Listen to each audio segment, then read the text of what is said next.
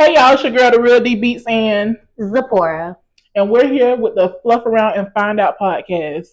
And today, our conversation is going to be about friend breakups. So definitely stay tuned. You don't want to miss this. And before we start, we are eating. What we eating? We're eating seafood dip. It has lump crab meat, shrimp, spinach. Yeah. And then we ain't have really fried eating no more because chicken. mine's almost gone. And look, I'm just really digging in. It's so good, y'all. And then we got our Fried chicken. And lemon I got hot drop. sauce on it. Oh, it locked in. This is not a lemon drop, y'all. This is. Oh, Jesus. Listen. It's definitely dropped in there, okay? That's all y'all need It's to know. a drop. That's it. Nothing more. Y'all see the difference in the drinks.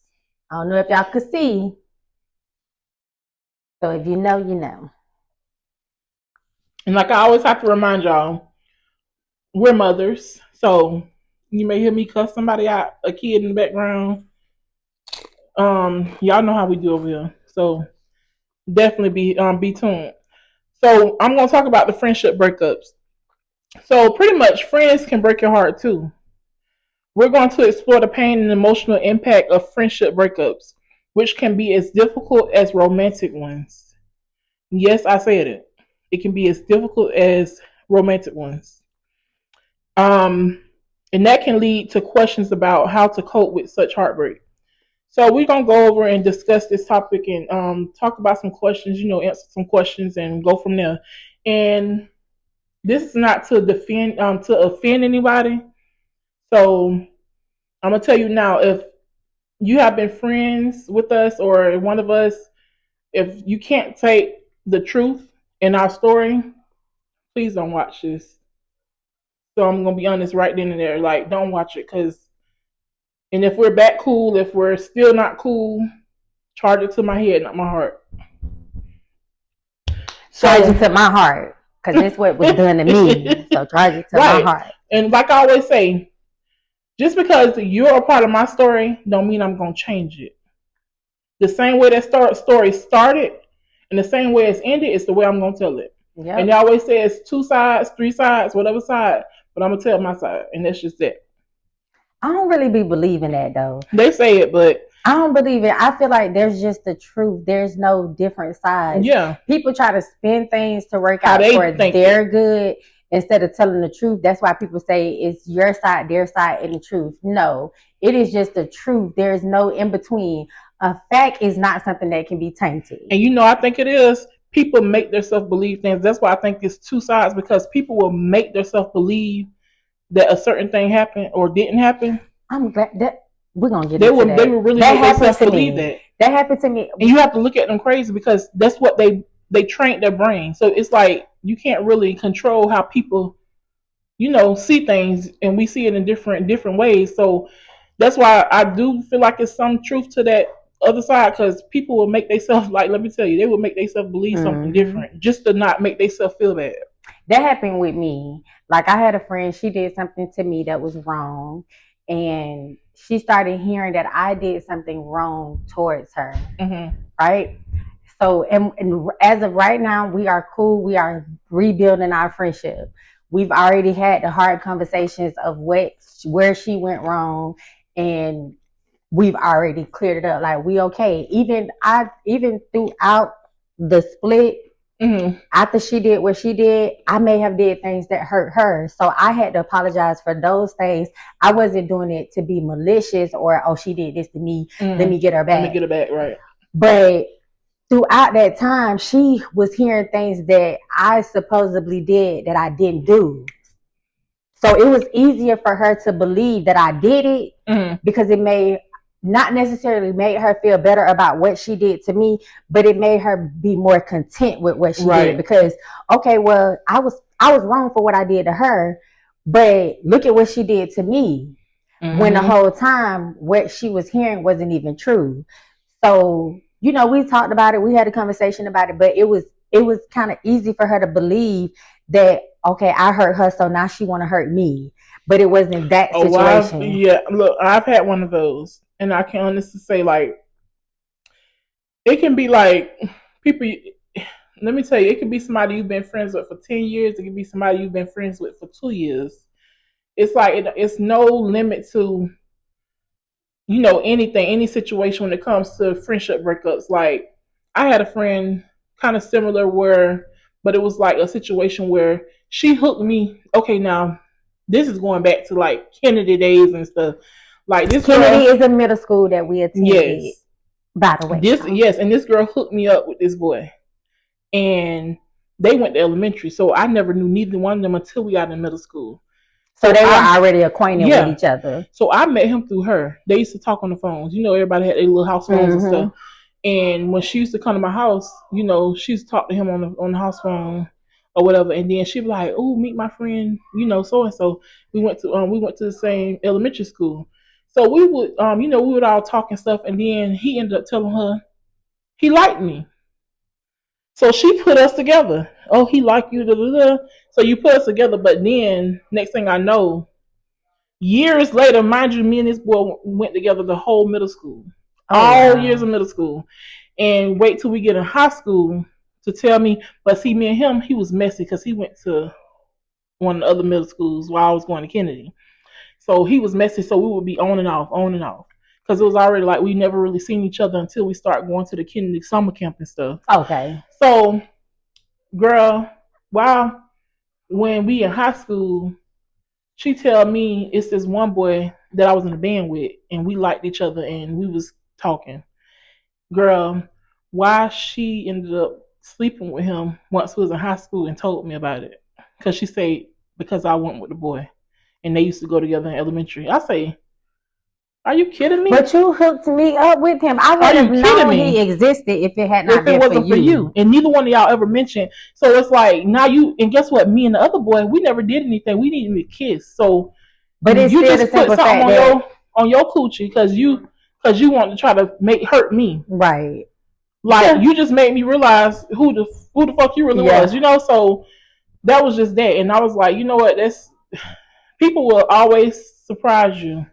People always surprise you with how they really is, honestly. And to this day, like me and her, we cordial, but it's kind of like yeah. Like I don't know how to trust you, right? It's always like and I feel like people like that, whether you have good in you or you have bad in you, it's in you. It ain't on you, right? So if those were your intentions, whether I had dated him or not, those were already your intentions. You don't really like me. I'm not really your friend. You're pretending to be my friend so you can hurt me. And that women are very vindictive. Yes, indeed. Like women can be very malicious. Like it's just something that women. It's in them. Yeah, it's in them. And I've met some dudes like that. Like men have their little ways too. They pillow talk. They do, So it's like I don't know. But women are different though, because women is different. You could do something to a woman and they would hold that little thing. They'll wait a whole year later to try to get back to play get back. And they'll get you back and you don't even know that they got you back. Exactly. They'll have to tell you about it because you don't even worry about it at that point. Some of them won't even tell you. Yes. So we're gonna jump into some of these questions. Y'all see it get deep when it comes to these type of conversations. Not everybody want to have them. Okay, so pretty much we've been already talking about this. What are different ways friendships can end, and how do these endings differ from romantic breakups? Oh, I'm gonna let you answer first. So what I would say, the way they differ now, when we in friendships, baby, it's cutthroat. But when you have a relationship, it's kind of like it's always an open space for them to come back. So I feel like what we tend to do with a lot of things is we'll cut through the friendship so quickly and be done and throw it away. But when it comes to speaking for women, when it comes to a man, he can be done did the worst thing in the world, but it just takes the right words to allow us to let them come back in. We have to really be fed up with a motherfucker to walk away. But the friendship, and even sometimes then they have to leave you alone in order for you to be accept the fact that, okay, this is not for me. This is not working for me. Yeah. I I've experienced friendships like that. Like I had a best friend. Me and her was best friends since I met her. My son is 18, so I met her when I was like when I met her like 17 years ago, right? Me and her, I knew her brother first. Me and her brother went to Kennedy together. Right. And I had a crush on him. And I called the house phone because back then we had house phones. Right. Called the house phone. She answered the phone. And years later, they moved right across the street from me. And me and her ended up just becoming best friends. Right. And when, no judgment, I went to a program. I never got a letter from her. I used to have to call her. Hey, what's going on? Now, as an adult, I can see that there is something wrong with that because I remember seeing her before I even went to my program. She was writing niggas in jail. You answer the phone for niggas in jail. You put money on your phone for niggas in jail. I never got a letter. So, but I consider you my best friend. You get what I'm saying? Right. If it had been the other way around, I would have wrote you at least. I never got a letter. So when I came home from my program, she was dating her dude, who is currently her current dude as well. And she was dating him, and he started abusing her physically. And I'm one of those people, like, I've watched my mom go through abusive relationships, my sister. I've seen my share of people go through abusive relationships. Honestly, I feel like it's like I attract people who get into situations like that, and I'm always trying to save them. Right. So with her, once I see you treating her like scum and spit on her, throwing coffee on her, knowing she finna go to work, you know you just have no respect for her. And I'm talking about it's a joke to you that you disrespectful to her like that. I don't like you now. Now you have officially gained the enemy. I don't like you. No matter if y'all make up tomorrow or whatever case, me and you still ain't gonna never be cool. Right. And it's still on. After that took place, I never liked him. So no matter what he did, I could never like him. She had already had her daughter. Then she had another child. And me and her still was friends, but it was like whenever they were good, she would stop talking to me. And then when they going through it, she can call me. Me and her can sit on the phone 24/9. Right. But once they on good terms, I don't hear from her no more. You don't hear nothing no more. The final hoorah for me was I already let you slide with a lot of things you did. This girl, I could call her. It was a situation where my son godmom, she lived, it was their house, a house in the middle, and my son godmom. That's how close they was. Her baby dad was trying to talk to my son godmama while I was on the phone. I could hear him in the background. So I picked up the phone and do what a best friend is supposed to do. Right. Hey, y'all live right there, so I already know he finna be walking in the house. You got me on speaker? No, I don't got you on speaker. What's going on? Such and such trying to holler at such and such. Right. Oh, she lying. My homeboy was trying to get her number. How can he hear me? Right. If my friend is genuinely telling me something that's for my good, see, I'm never going to tell you something to be malicious. Right. If I know something, I'm going to share it with you. I'm not going to just let you look like a fool. Like a fool, right. Oh, he said I was lying. Let a year go by. When he originally tried to talk to her, she spared him. She didn't talk to him because she was like, I know I'm finna beat that nigga pockets now, and that's gonna be taken from her kids now. So I'm gonna leave him where he at. Right. Year fast forward, they're talking. Now she done started talking to the dude. I didn't know. She was talking to him, but when it came to me, she already knew. My best friend knew. She hadn't already caught them together at a hotel. Nigga beat her out her clothes. The girl grandma had to give her a nightgown of the girl who he's sleeping with behind her back. Yeah. Wow. So when the girl telling me the story, she telling me about everything that's been going on. And I've been talking to my best friend. My best friend ain't shared none of this with me. I said, again, I'm one of those people that if you sharing this with me, you know that's my best friend. You know I'm going to go tell my best friend. I called her. I said, so such and such been cheating on you? Right. You caught him. He beat you because you caught him. See, that is the lowest of the lowest. You not only are you cheating on me, right, but you beat me because I caught you. Yeah, because yeah. That is so sickening shit. That is crazy, and and it's sad because it happens a lot. A lot of people don't talk about it, but it happens so often, and it's like, especially those friends, because I had a friend, she played about it, and let me tell you, my great grandma got beat. You remember I told you about that already. Mm-hmm. My grandma got beat by her ex-husband. I've seen my mama in multiple. My mama wasn't like that. My mama beat a nigga ass in. My mama was the opposite until the end. It still was toxic. Whether she was able to fight back or beat their ass, like it's all toxic. And for me to have to know all of that trauma, it's like having a friend that purposely, she just like purposely pause. Yeah, so it's she like, was lying. Yeah, it's like she was lying about being beaten. She was so pretty much like, it was like a lot of crap going on, like he was cheating and stuff. And she called me one day distraught, like, oh, this nigga just hit me, he did this, he did that. So me, I'm going crazy. I'm like, what the fuck? Is you kidding me?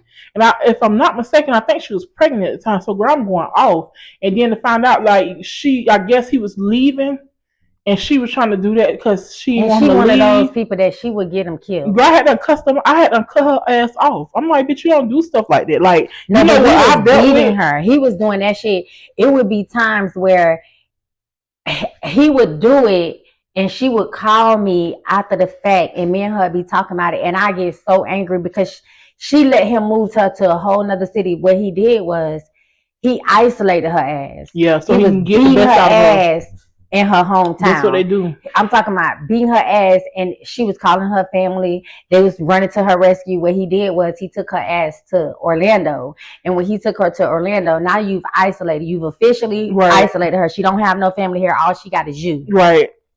So he isolated her, and it continued, like the abuse continued. But what was the final straw for me? She left him. She came back home. She found the place. Everything was working out in her favor. It was like, finding low income and places like that take a while for you to take time for it to she got approved. They moved her in. That girl wasn't there for a month before she was running her behind back to Orlando. So she went back. I told her, okay, you know what? Because people don't understand. Just because I'm not going through it, just because I'm not physically in your shoes, if I love you and I see you getting hurt and a person is taking advantage of you and you keep running back, that does something to my mental. Yeah, I had another friend like that. That does something to my mental. She'll get her ass beat. I watched my mama get beat the fuck down. I watched my mama get beat. Then I saw my sister in an abusive relationship. Mm-hmm. Then I had another friend that was in an abusive relationship.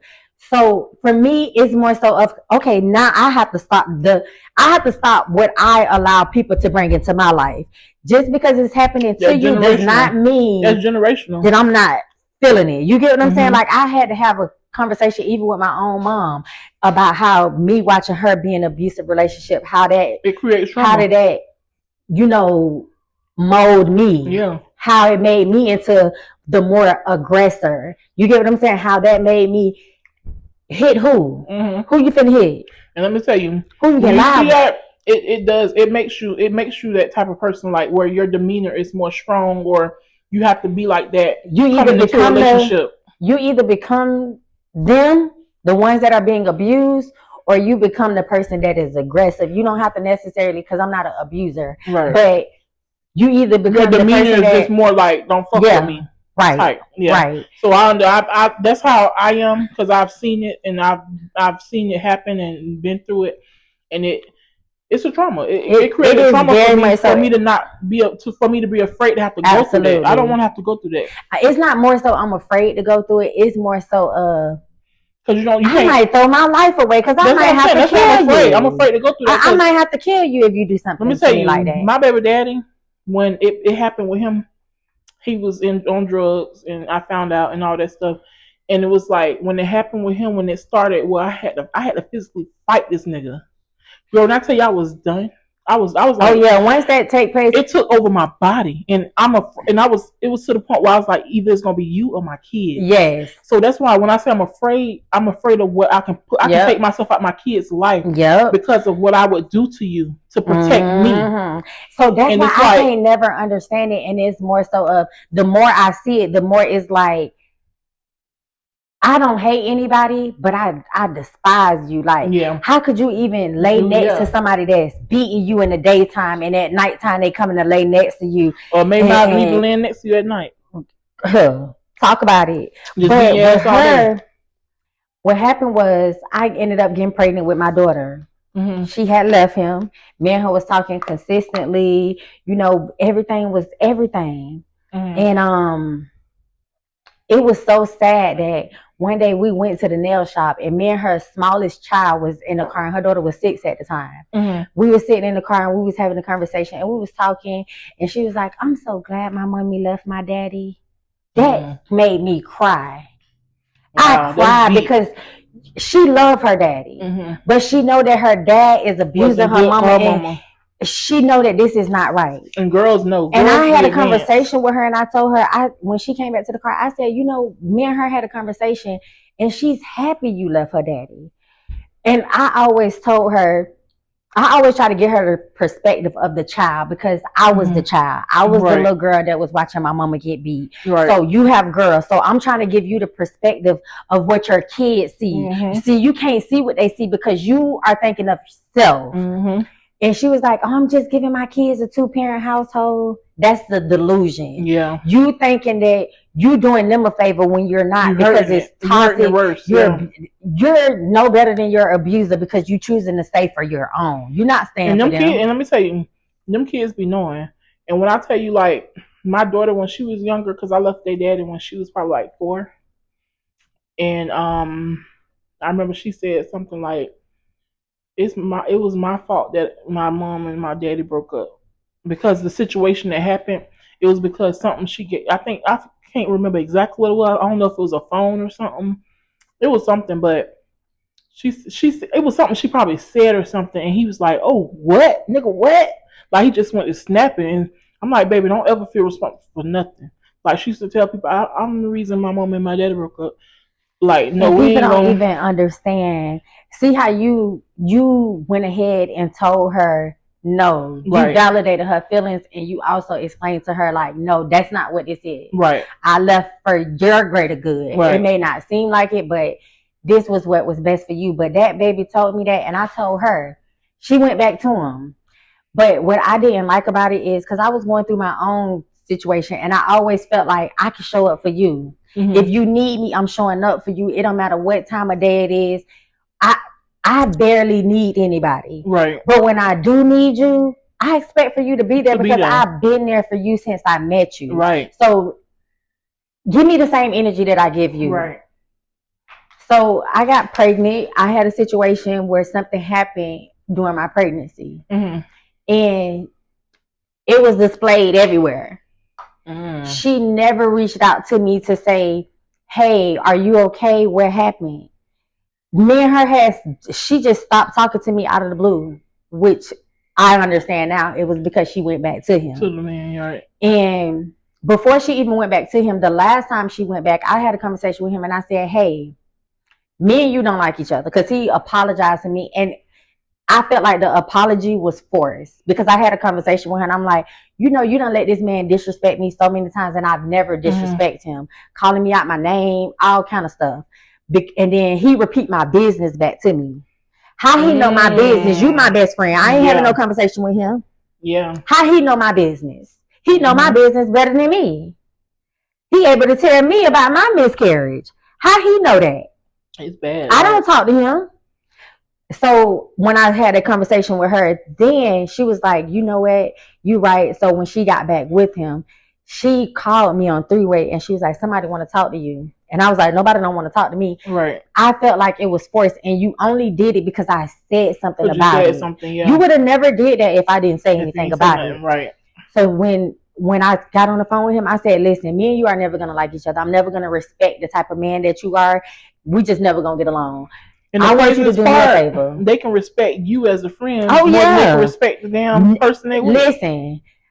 Because they know if they was with you, you wouldn't put up with that bullshit. That's the thing. They be knowing who the F they know who not to. Exactly. I'm telling you. So when I got on the phone with him, I said, I want you to do me a favor. Prove me wrong. Prove to me that you are a man. Make me cutting her off because now it's emotionally, it's doing something to me. Right. So I want you to do me a favor. Prove me wrong. Be the man that she thinks you can be. Mm-hmm. Take care of her because I'm done. I don't have nothing else for this friendship. Time went on. Me being so gullible and so stupid, I befriended her again. So when I got pregnant is when she called herself cutting me off as if I did something to her when I've been nothing but a great friend to her. Right. So when she did that, I no longer reached out to her. Right. Something happened. I had a family member that died. We worked for the same company. Mm-hmm. I reached out to her because I wanted to know how bereavement worked with that particular company. Right. What's up? Her demeanor was as if that's how she was. As if I did something to her. Right. That's how they be. They beat you getting mad because what you had to do to make things better. And then you sit every time I post, you watching it. Yeah, them be the ones. You watching it. But that broke my heart because I was nothing but a good friend to you. Right. I remember when I was going to Lincoln Tech for my cosmetology license. Mm-hmm. I got my student loan because, you know, it was around Christmas time. Right. I gave her money out of my student loans. I never asked her for a dime back just so she can make Christmas happen for her daughter. Wow. But she sold me a waist trainer, right? The waist trainer was like $25. I couldn't fit it. It was too tight. It was feeling like it was crushing my bones. Right. So I called her and I was like, you got to come get this thing. Right. She was so angry. Oh, you playing? Where's that? I'm finna come get it right now. I'm like, I'm at the gym. I mean, I'm working out right now because I had went to this personal trainer and I was at his little workout area. So she was so mad. She literally came back to where I was at to come get it. Like she was angry. And it's like, girl, there have been times where I done went in the store and got both of us crab legs for me to cook or whatever. Crabs ain't cheap. I never asked you for nothing. Right. I never asked you for nothing. Her brother passed away. I was there for her. I cried. This girl did not cry at her own brother's funeral. She was too busy worrying about going to spend Valentine's Day with the same nigga that be beating on her, cheating on her, all of that. She was worried about it. Ready to go rent a sports car. Because that's what he wanted. He wanted a sports car. And I would never try to wish that on nobody, but some people, it's like what they go through, they have so much control of that it's like it's to the point and that's where a situation that she can control. Should I feel for you or should I just allow you to self-destruct and get it together? Yep. You have to. But guess what? She gonna come back when she finally done and God put her in a situation where she has to be done, she gonna come running back to you looking for you. I tell you, no lie. I'm gonna tell you this. She gonna come back looking for you. I won't be here. You know why? It's one thing to be ashamed because you went back and to not talk to me, but it's another thing if I reach out to you for something that is important and for you to what's up me. It was all in your demeanor. So to me, it was like I was a bother to you. Right. When I've been there for you, I remember her brother before he passed away. He was in the hospital. I lived 2.5 hours away from where they live. And when I got there, they was trying to determine if they were going to take him off of life support. Who you know finna get in a car? Your brother ain't my dude. Right. I showed up for you because you my best friend. Right. But it was like you had no emotions for it because you were so caught up in your own. That's crazy to me. That's a lot. So now we don't talk. We have no ties. Friendships take a lot of energy. Let me say that they would take as much as energy as a relationship. But it would take as much as you allow. Because at some point you have to realize that you are pouring more into it. And that's what I had to realize. I had to realize that I was pouring more into everybody else's cup. And my cup was empty when it was time for me to drink. I can't do that. So with her, It was more so of you did what you did. I accepted what you did. I learned from how you handled me. Right. And we just gonna move forward. For real. It's like it's a lot. I know what else I wanted to say about there being a difference. You know how like people say, oh, women forgive men, but they won't forgive their friends. Oh yeah. Me, I am one of those people that I really do feel like women will hard down forgive a man for what they did, but they'll hold grudges. They'll cut a bitch off, never talk to them again. And they ain't even did half of what he did to you. And I kind of understand it in a way because your friend should know better. Right. You expect that from the man, but you don't expect that from your friends. So I kind of get it, but in the same breath, that was my recent I don't. Situation. Let me see. Why do you?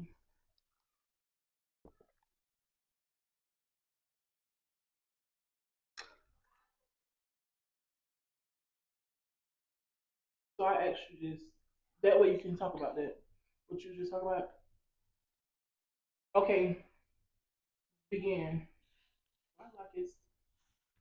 You like this further over? Mm-hmm. Can you see you good? I can see me. Okay. So and start. So I'm gonna go to the next question.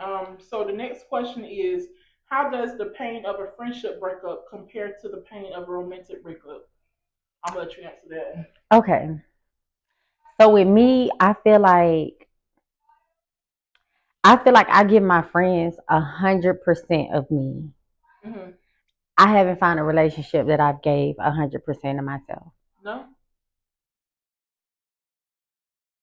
Nope.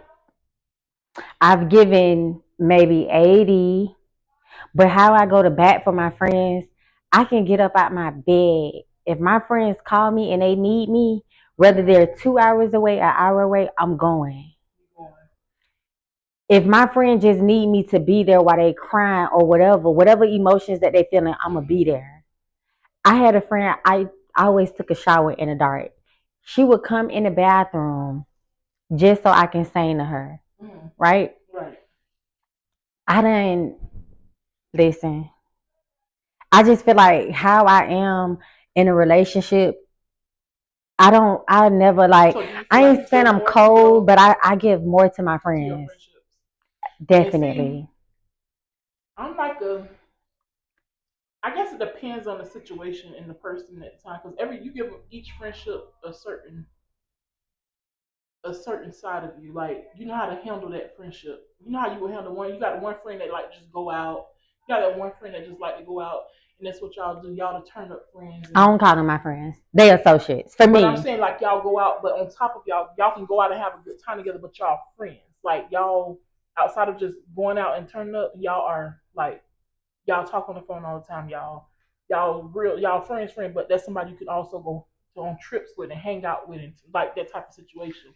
And then you got the friends where now those type that you just only go out and hang out with, them is like associates. But when you have that friendship, you can do everything with. Yeah. It's like you hold that friendship at a different standard that you would hold a friendship at, where you just talk on the phone with them every here and there, right? Or so it's like when I have that friendship where we locked in, it's like because my relationships, I really give deep into my relationships too until they prove me a different way, till they show me different. Then I kind of like tone down. I'm like, I won't pour my all into that relationship. I will give my all in the beginning. No lie. I will give my all in the beginning of the relationship. But it takes for you to show me how you treat me or how this is going to be for me to slow it down. Now, if I slow it down, you did something wrong because I came in pouring my all, showing that I can, this is what I want. So it has to be something they do for me to kind of like backtrack and not do too much. Yeah. I mean, I get what you're saying, but for me, it's more so I don't know. I just feel like mine's on. Yours wasn't. No, but I talk loud. Okay. But I feel like for me, it's more so okay, I'm gonna give. I'm not saying that I don't give nothing. I give 80%, and the reason why I say I give 80 is because it's easy for me to walk away. Right. You do something to me, you done lost me. You done. Right. I'm done. I'm not coming back. Now, if a friend do something to me, if they hold themselves accountable, I can forgive them. But when it comes down to like a relationship, I've had a relationship like that where I forgave and forgave and forgave and forgave until I start realizing me forgiving you is teaching you how to treat me doing it, and to keep doing it, gaslighting and all that. Yes. And see, so I'm in the middle. I don't do that no more. I'm in the middle because, like, with relationships, like I've learned, because back then I forgave a motherfucker 20,000 times, and as I got older, it's like enough is enough. Yep. You do it once, okay, shame on you. You do it twice, shame on me. And it's like I get to that point. So you've already done something wrong once, and Dwayne, like, I ain't gonna say he's perfect. Like, he's done something that's made me, back down from, like, nah, we chilling right now, we chilling. This is what it's gonna be until I can feel like that's what we're gonna be again, So it's like you learn boundaries with the friendships and relationships. And now with my friendships, I ain't gonna lie, I can be ice cold. See, I'm not like opposite. They do something because it got to be something serious. Like, because I take my friendship so serious. Me too. And I hold them. But I can still forgive. Like, I am still. And I forgave. And I forgave because we back friends to this day because I forgave them. Now, if it's up to me, it took about 4 years for each one of them, for them to come finally apologize for me to be acceptive and be back friends with them. So I'm not the type where if you do something to me, I'm not going to be like, you can't just come, because I let them know. Like, my friend that I was friends with for almost 20 years, me and her don't talk to today, and we ain't been friends since Khalil was one or two. So that's how many years done went by. And I told her that day when I was in her face, I said, you're dead to me. And when I said that, she's known me forever. So she knew what I meant. Because you crossed me so bad, you're dead to me. And when I said that, friends, when they know you, they know when they fucked up. So it's like they'll wait years before they would, try to come back see how you gonna take out. So I forgive them once they do come back, but I know how to handle them once they back in my life. So I had a friend. I've always been there for her. I always showed up for her, and it was to the. I ain't even gonna say friend because we call each other sisters. Like, my family, your family, my family. Really, for real, for real. Right. So right now, I still communicate with her siblings. Because, again, your family, my family. Right. If my sister see her, she going to speak to her. Because, we've been friends for so long, since I was a child. But when I say I'm forgiving, a motherfucker told me you could die right now and I wouldn't give a fuck. I forgave her. I went, when she needed me, she lost her baby daddy. I was pregnant.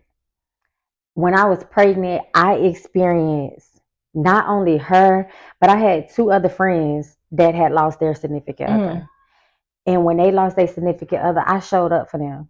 Do you know how exhausting that has to be for somebody who is pregnant? And I was going through my own situation. Right, because you're already pregnant. I was getting up out of my bed in the middle of the night going to show up, whether I had to lay in their bed in silence just to be there for them. So, and this is after she wished death upon me. Not wishing it on me, but saying she wouldn't give a fuck. When you tell me that, and I've been a single mom, that's deep. I've been taking care of my son by myself. You know this. You know that if something happens to me, my son don't have another parent. Yeah, because that made me want to fight. Like, I've had people wish death on me. Girl, I want to. It broke my heart. It didn't even make me. It didn't even make me. Now, if that would have been a bitch on the streets, that's different. But somebody I love, it just hurt me. It doesn't. It don't make me feel angry. It makes me feel like, damn, do you really love me? Yeah. Do you really even like me? Right. Because how could you tell me you wouldn't give a fuck if I died? Yeah, they hit different, for real. That's like... And I was already going through my own shit at the time when she said that. And I didn't talk to her for a while, but she kept jabbing at me on social media. I would never respond. I'd never go make a status after her. It got to the point that I started sharing her shit because I want you to know I know you talking about me. Right. But It's nothing that you could say about me because I was solid to you. Mm-hmm. I was solid to you through and through. But why them be the ones you so solid to? It's like they want to beat you up like with their words and say like it's like crazy because I understand you hurt, but that's not how you come at me. You hurt because I don't want to deal with you no more. But that's not how you come at me because they feel like you so strong. They want to find a way to break you. Break you down. Well, I can say that she really did break my heart. So I forgave her. Fast forward, I have my daughter. I was going through postpartum depression really bad. Like it was so bad that I was like, you know what? I cannot stand to be alone. I need to go be with my family and friends because I need to be around love. I need to be around those who love me. Right. So I planned a trip to go back home. Told her about it, and I told her what I was going through. Even after I told her what I was going through, it wasn't like she didn't give me the energy that I've given her. I knew she was going through things. I would call her every day. I told her what I was going through, and she was like, "You're gonna be okay. You strong." I'm tired of being strong. Y'all don't get that? Like, even the strong get tired. And if I've been there for you throughout this whole process, if I'm telling you I am mentally struggling right now, and you're supposed to be my friend, why not they don't be expect there? It. And you know, every friend can't, because you got friends that can give you the best advice in the world, and you got friends that can't give you shit, you know? And you know what fucked me up? I watched her be a good friend to other people. I watched her show up for other people who she knew half the time she knew me. Not saying time is everything. I'm more big on show up for who show up for you. For you, right? You come into these people's life and you this solid motherfucker from the gate, but I've been nothing but that to you. Why I couldn't get the same treatment? I had a friend like that. Like I always was there for her more than she was there for me. Like through breakups, I was always there for her. But as soon as I break up, it's like, oh, you good? Oh, okay. She was going through a domestic situation, right? And I was there for her throughout the domestic situation. And what was crazy is the person was my cousin. He was my blood cousin. I treat him no different than I treated my best friend do. I don't like you. You don't have. I drove her to therapy because he cut her hand open one time. She had to go through therapy to get that hand functioning back. Oh yeah. I drove her to therapy. You get what I'm saying? Like I was there for you. It was in your darkest moments that I pulled you out. And for that, I feel like, don't get me wrong, she reached out to me before New Year's and she sent me a long message telling me that she's sorry and she had to sit with herself and she realizes now how much that hurt me. But honestly, I don't think that she could ever imagine what that did to me. Even me reading her message, it was like reopening the womb because it's like, you done let my daughter finna be 4. This happened at least almost 3 years ago. You done let so much time go on and you never even apologized to me. You never came to me. Because what happened was when I told her I was coming back home, she was like, okay, I'm gonna try to make time for you. I never told you I try to make time for you. I did it. You did it. So, and even if she had to try, she wouldn't have even told you she had to try. She would have just did it. She would have just did it. Yeah. So her little situation, her son dad is up the road. When she texted me, she was like, "Oh, I'm not gonna be here. I'm taking my son to go see his daddy in prison." So I felt like I'm not a selfish person, but I was really mentally going through something, and I just wanted.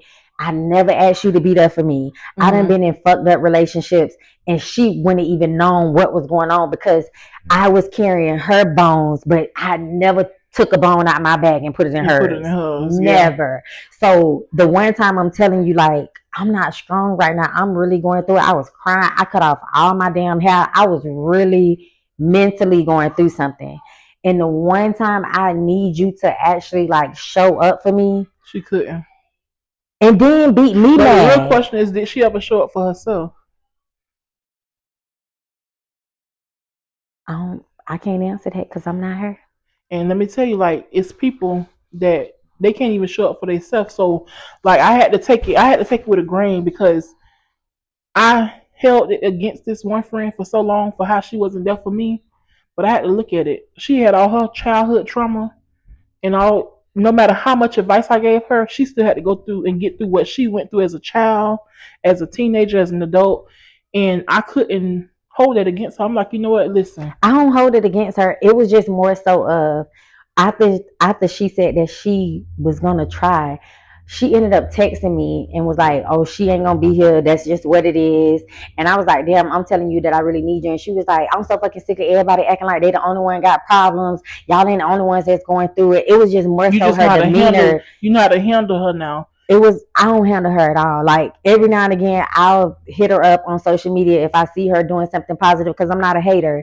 And plus, I want that for you. I want you to be successful. I want See, happiness for you. That's you handling her because it's like you ain't cut her off, but you just know how to distance yourself because that's the situation I'm in. Like I had to make myself understand how she grew up and how things was for her and how she showed up for other friends instead of me because she was so used to me being a friend that was always there for her. So it's like, but I feel like that's where boundaries, not even so much as boundaries, that's when just how we have to learn in relationships where we are valued, we have to remove ourselves. We have to do the same thing with friendships. If you got a friend that knows how, clearly they have the tools to be able to show up for somebody else, but they can't show up for you, that's when it becomes a thing of, okay, now it's a choice. It's not as if you never showed up for nobody. You're not trained to do this. If it's something that you can do for X, you can do it for Z. And that's just, guess what? And that's just why she went from being a best friend to just a friend. Because go ahead and invite me to your kid's birthday, to your baby shower, that type of stuff. But we can't sit on the phone. We can't be that friend where I'm there for you anymore. I know you're gonna need me when you do, but I'm not gonna be there. And I want you to feel it. I want you to feel it because that's how I feel. And I just had to place her in that spot. Like, I don't have no beef with you. I have nothing. I want to see you grow. I want to see your kids grow. When it's her kids' birthdays, happy birthday. Even throughout all the extra bullshit we done been through, you know? So it's like people will really show you who they really is. And like, you can't even be mad at them. You really can't because it's like, could she even get herself through the shit that she went through? Well, I feel like even when you couldn't get yourself through it, I was there helping you get through it. Exactly. You was there. Right. So what I'm saying is to be there for her, but was she strong enough for herself is the question. Right. You weren't, but see, that's what I'm saying. It has to be a situation where sometimes we, just as human beings, you're not going to always have the strength to be able to be present for yourself. You get what I'm saying? And it's a blessing to have somebody that is willing to be there for you. Right. So if somebody is giving you that, it's only right that you give it back to them. And everybody knows that's the sad part. What's the saying? Everybody can't be you. Everybody can't give you. What did it say? Stop looking for you and people. And other people, right? It's bad, and it's sad to have to be like that. But life will really humble you and show you like who is, who people is for who they are. So like I done been through all, honey, and that's why I handle friends how I handle them now. Because I'm praying to get to where you are, where I can handle them accordingly. Like when a relationship is over for me, like if I'm dating and it don't work out for me, I don't let feelings linger. I'm just done with you. You done, right? But when it comes to a relationship with a friend, I would let what you did hurt me for 10 years. I would sit in it. Oh, so you'll let it hurt you. I would let it. It will shape me as far as like how I handle other people. Meaning I'm not open to new friends. I'm not open to meeting new people because when I say I'm your friend, I mean I'm your friend. So I'm gonna give you 100% of myself. I'm gonna be there when you need me to be all the time. And I was at that spot. Let me tell you, I would say probably about 6 between me and my last best friend. Me and him been friends since 2017. No, 2018. And at that point in my life, I was at that point where I'm like, I'm not open to new friends. But things will happen when you least expect them to happen, and people come in your life when you least expect. I was going through hell at home. This is around the time I told you I was with my baby daddy, and me and my best friend, we was working. We started working together at the school district, and he keep looking at me, and he's like, "You look so familiar." So I'm like, Okay, yeah, like I'm just like just like kind of like because that's just what my demeanor was at the time. Because I'm just like sick of bitches and sick. I was going like I cut off so many people. Two of the closest people to me was cut off at that time, and I'm like I don't want to keep starting over with new friendships. I don't want to. That's where I was in my life. Like I don't want to keep starting over. But sometimes the people you met in 2 years could be more real than the ones you met, of course, way back then. And it's like I had to understand that. But as soon as they do something, that's the thing. If I meet somebody new and I somehow open up to be cool with them, because I have had a friend, I met her at my job. Me and her was cool. We was getting to know each other. She was the friend that sometimes she'll just send me lunch money for no reason. I ain't even asked her to. Like she was showing up for me, but then it was like weird things started happening, and it was like I cut her off. Okay, now I'm starting to see the signs, because before I was letting people just get over on me. Now I see the signs, and now I know, okay, now you finna have me fucked up. So before I let you have me fucked up, I'm gonna go ahead and just say, you know what? I see you. I fuck with you over there. But see, it don't affect you emotionally no more when you get those newer friends, though. Because see, it don't hurt me as bad. Yeah. I had somebody that named my daughter that helped me name her. It's supposed to be my baby godmama. And see, my whole thing with her was it was monetary. You think I want you to be my baby godmama for the money. I don't want you to be her godmama for you to financially support her, because I'm going to take care of her. Right. I want you to be her godmama so you can, if something happens to me, I know I got somebody that I can trust on the other side to take care of her. Right. You ain't calling her. She's a baby. Kids learn people by consistency, not people who come in and out of their life. Right. So I had to cut her off. I don't talk to her right now today, but I always have love for her. But I felt like I met you when I was going through breakup with friends. And she was the friend that be like, friend, who did it? I'm finna go put voodoo on their ass. She used to always say that. Right, right. Like she be ready to cut a bitch head off by me. But then you turn around and you be that same friend to me. That's weird. Right. That's weird. Yeah, and it takes a lot, but you learn from every friendship, like how to, how to handle the next one. And I used to like be so cutthroat. Like I'm like, I don't need no friends. Like not even be open to when I go hanging out, like to even be in the crowd, So it's like I learned over time. So when I accepted my last homeboy into my life, it was the best thing I could have did. Like it was a breath of fresh air. He actually reminded me of the friend I cut off that I was friends with for almost 20 years, but in the male version. So it's like me and her was like night and day. So it worked, and like me and him is like night and day. He the sweet. And I'm the motherfucking sour because I'm the firecracker. And he the humble. Like he will keep me out of some shit quick. Like, girl, I remember one time, girl, was gonna go down to somebody's wedding, girl. This girl had done. She didn't know my mama and my sister was there at the table. Girl, while she sat in my seat, and then he told her that was my seat. She say, "Oh well, she can find another one." He made it his business to let her sit in his seat, and he got in my seat, so that when I came back from the bathroom, her ass wouldn't be in my shit, because he knew I was gonna knock. I was mad with him. I say, when my sister told me about it, because she came straight out there, I say, oh, I know a bitch wasn't in my motherfucking seat. I said, a bitch knew to get up, because I would have beat a bitch head off right now. So the girl at the table right the whole time, she gonna get up from the table and excuse her. So I said, yeah, because a bitch don't want this today. I said, a bitch don't want this. I say, so she lucky you got in my motherfucking seat. So it's like, I appreciate them type of friendships where they know you will pop off and they'll try to fix the situation. Diffuse it. But I was so mad at him because I'm like, bitch, why you moved out the seat? Why you let her sit in my seat? Because I want to be her motherfucking ass. So that's the side of me, and I expect a friendship that can balance me. You have those balances. So it made me think like I'm open to it now, because I know every friendship ain't gonna be perfect, but it's like some can come in and they can remind people, have certain personalities and reminders that just can where you can click and just so I'm open to new friendships because I'm open to hurt. When I got in relationships, I had to literally open myself up to hurt Because if I kept allowing myself to be like, oh, I'm not gonna love, to hurt, Lord. I always was like, oh, I know I can't love nobody else because this boy did this to me, or I'm sick of going through this, I'm sick of going through that. But once I was able to open myself up to hurt, I'm numb. If something happened, it doesn't affect me no more. Open to hurt. That is so open. Powerful. I'm girl. When I prayed for that to be open to it, because I feel like I couldn't live my whole and be my whole self if I was afraid, because I'm thinking this is gonna happen.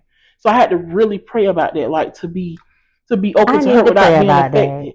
Because I never even, until you just said that, now it just keep replaying in my head. Open to hurt. Yeah. Damn. That is I really had powerful. That's gonna be another topic actually. That's gonna be another topic. Stay tuned, y'all. Yes. But yeah, that's what really allowed me to keep moving in relationships and not being afraid to and be that's my something whole that self. We should all be open to. Yeah. And I never thought about it, because when you first said it, I was like, open to hurt. Why would I want to be open to hurt? But I understand it. You have to be open. In order to receive good, you got to know that there may be bad as well. Yes. So I get it. Yes. Sorry, y'all. We having a long-winded dialogue. Listen, y'all gonna like it though, because it's definitely, everybody can, especially when you can relate. When you can relate, it's like you tune in, so it's totally understandable. So we're gonna go to the next question, but I'm gonna pause y'all real quick. What are some healthy ways to cope with emotional pain of a friendship breakup? So I already said that pretty much, like being open to hurt. That's how I cope. I don't think I really. I mean, I guess I cry about it or whatever the case may be. I don't feel the need to get even or any of that. I guess I just emotionally express myself, like crying and things like that, which I feel like people try to make it seem like crying is a weakness, but it's really not. Crying is strength. It takes a lot to be able to be emotional. So, yeah. Is it possible to have a healthy friendship with someone who has hurt you, or is it best to move on? Hold on, y'all. Like I told y'all, we are mothers, so we do have interruptions sometimes. Like this one right here. Melanie. Y'all see how she don't want to be on the camera, but she all in the camera on the sidelines. But you gonna keep messing with me. She here, y'all. So we might have to just keep going with her, because she ain't gonna stop. I'm going to what? No, you shouldn't be drinking that. It's 9:37. I told you. Stop. It's not nothing to play with. Go get the phone and you shouldn't be drinking nothing.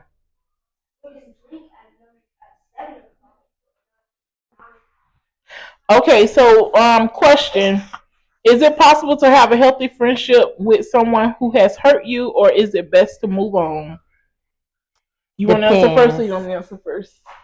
I'll answer first. So it depends on the person. It just depends on if that person holds themselves accountable, or if there's so much more of, I ain't do nothing wrong to you, you did it to me.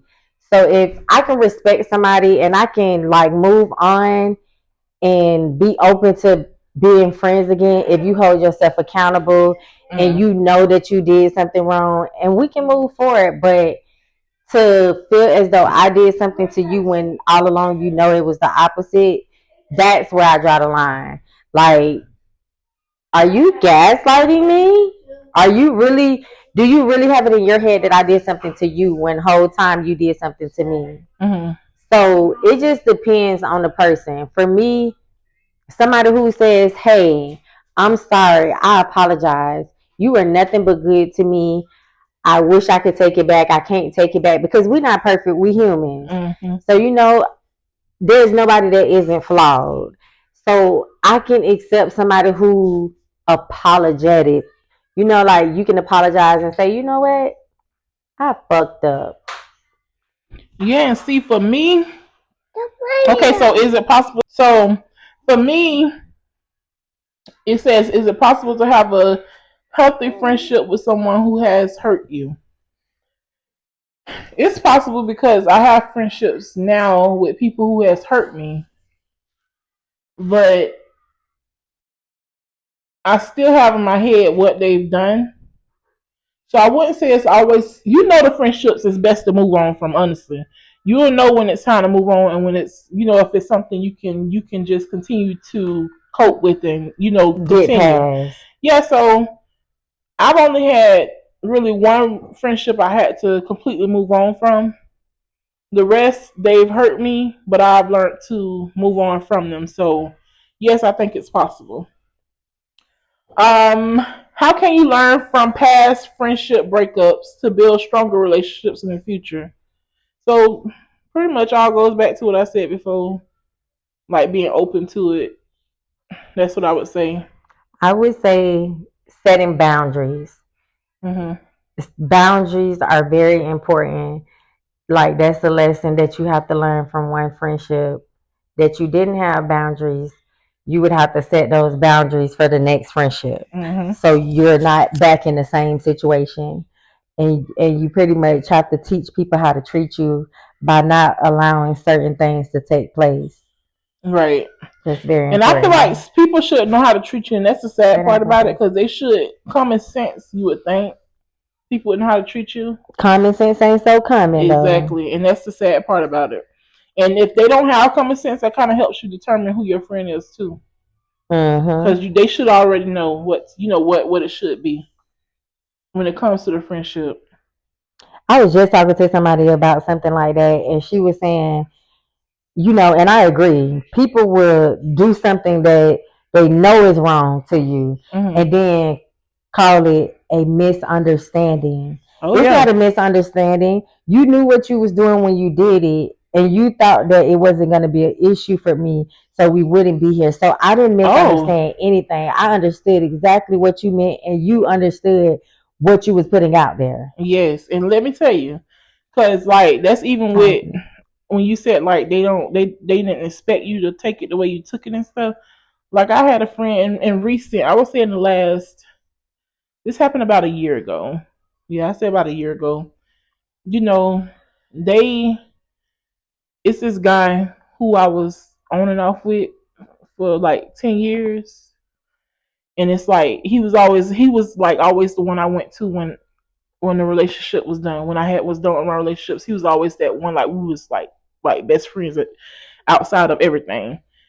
And that's who I was. But y'all was having dealings. Yeah, we was having dealings, and mind you, she was my best friend for the longest, and it took them to go on a trip because it was a wedding, and so they all went on this trip. Now, mind you, everybody from Palm Beach know everybody from Palm Beach, but y'all wait to go to a whole nother state for a wedding to hook up, and I'm like, I can see if they already had that in their mind. Yeah, I can see if it was anybody else, like out of my dealings, but it was that one in particular. You and him both knew what the hell was going on. So the world is too big. First of all, y'all in a whole nother state. Y'all could have found anybody or anything in that situation. If you was looking for a lot of people in the wedding party, you could have walked in the club and found you a one night. And there was a lot of people in the wedding party. That's not the only thing. It was a whole bunch of people in the wedding party. So if you really, out of all people, really, come on now, let's make it sound, let's make it. So and then she wanted me, like I handled them separately, but she in her head, oh, I feel like you being more hard on me than you are being on him. You don't know how I've been on him because I'm handling it out separately. So don't tell me you're assuming that because you know you did fucking wrong. And it's still one of those things like, I don't know. I'm not going to say, people don't make mistakes, but you don't mistakenly sleep with somebody. Yeah. I just don't believe that. And then meet up when y'all get back into Florida. It's not a thing. And then guess what? The way I had intentions on doing that. You have things come to you, and people who know me know I be knowing. Girl, I be knowing about people who they wouldn't even think I know shit about. So I'm like, please stop playing with me because everything comes to me. So whether y'all in New York, whether y'all in freaking Georgia, whether y'all in Florida, I don't care where y'all at, it's gonna come to me regardless. And they didn't expect it. So I guess being in this state, it was a perfect way to do it without nobody knowing. People talk no matter where you at. People gonna talk. So when I tell you, girl, that friendship, it's like. Are you friends with that person now? I won't consider it. Like, I'm cordial because I don't, because it's so fresh, and it's like I'm really not handling her. Like, when it's her kids' birthdays and stuff, happy birthday. Just like that. Only when it's something to do with the kids. I don't like nothing. Like, we still friends on that. And like, I've posted things like, she like, are you talking about me? Like, inboxing me, are you talking about me? Don't ask me no questions. Like, I told her, this is my story and I'm gonna tell it. It's not my fault that you were in it. So stop sitting up here telling me, stop questioning about what I'm saying on Facebook or what I'm saying. This is I'm the narrative of this motherfucking story. So I'm gonna tell whatever the hell I want to tell you. You ain't gonna stop me. Because at this point, you had no loyalty to me. You wouldn't be in here if you didn't do what you did. You had no loyalty to me, so why should it be any different? Because I want to tell it. I'm not going to not tell my story to make you feel better, to make you feel comfortable. No. Just as uncomfortable as you made me, you have to feel that same way. Absolutely. But don't sit up here jumping in my inbox and talking about you hurt. Why is you hurt? I'm the one that's hurt. Yeah, I'm the one that's hurt. Let's pause it there. And it's to that point where I don't like him. I don't really talk to him either. Like, it's like I just had to let it go. Because I'm like, I just can't fuck with y'all. Y'all did what y'all did, and guess what? Y'all ain't gonna find nothing in it.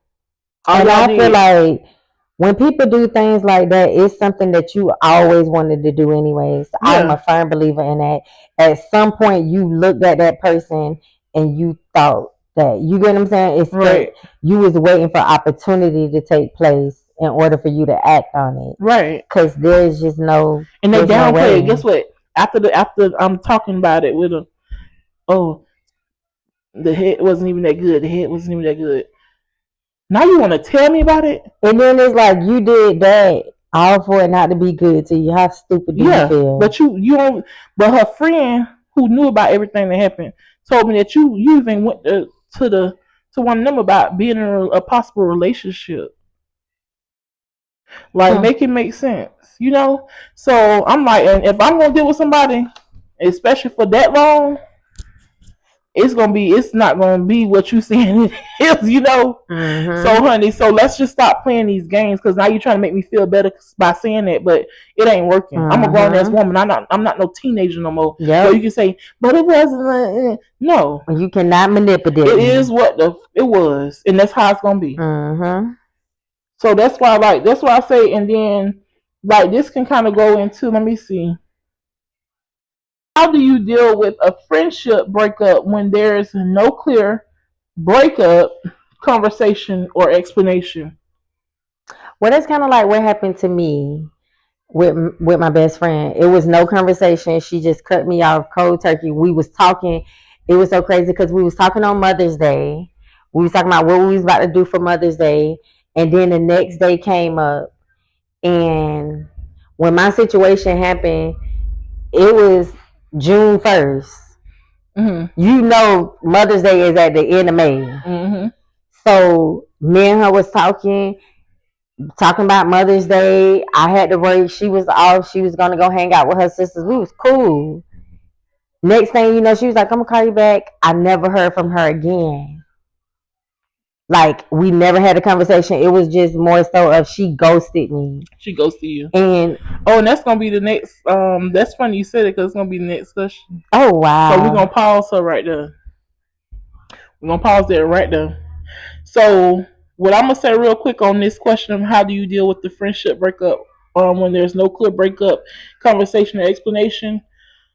I had that happen. My childhood friend, she just ghosted me, and I felt, I didn't understand why, because like we fell out so many times as kids and stuff, and growing up we probably had one falling out, but she was always that friend that I just always was back with, because like we never had a real reason to like not talk. And that last time she like we had no talk about the breakup or nothing, I was like, I got to really reach out to her and see what's going on, because I'm like, something not right. And me doing that, I found out that it was something one of my other friends did. They posted a picture with me when my grandma died, and they was like, and see, that was her own guilt because she didn't go to the funeral. So she felt like when he put, you know, you put your little captions on your things. I forget exactly what it said.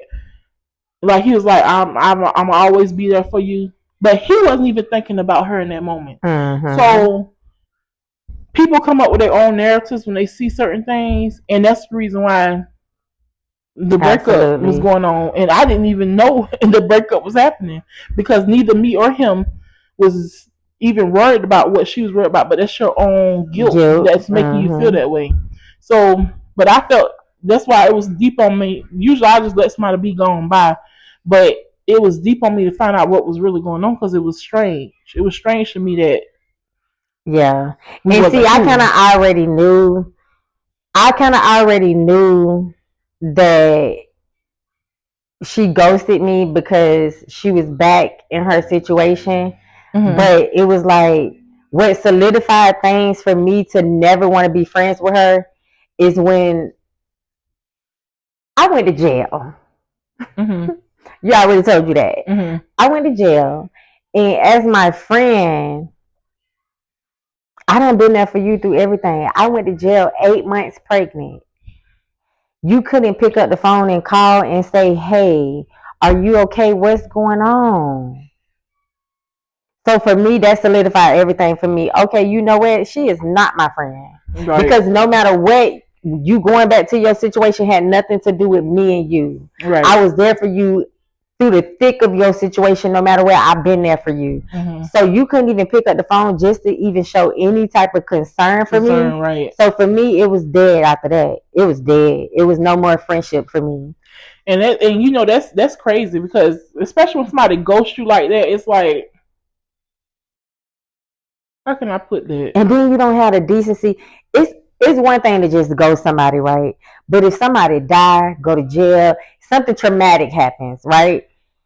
Even if you ghost that person, if you love that person for real, that thing will bring you back to that person just to even check on them. Even if you just going to check on them and you ain't going to fool with them no more after that.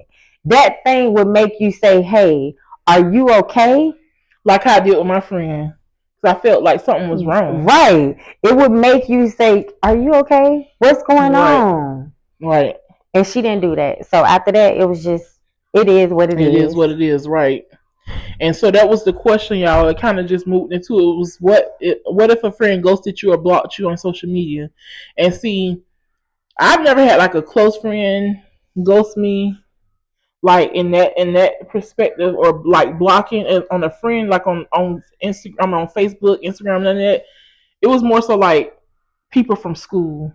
Girl, they be blocking me like crazy. I'm like, what the fuck are these people? Girl, like it be them type of people. Like we'll be friends on social media forever. And then next thing I know, I go to their page and I'm like, I'm deleted and I just block their ass. I'm like, bitch, y'all know what you did it for, but let me get you up out of there. But I don't know them the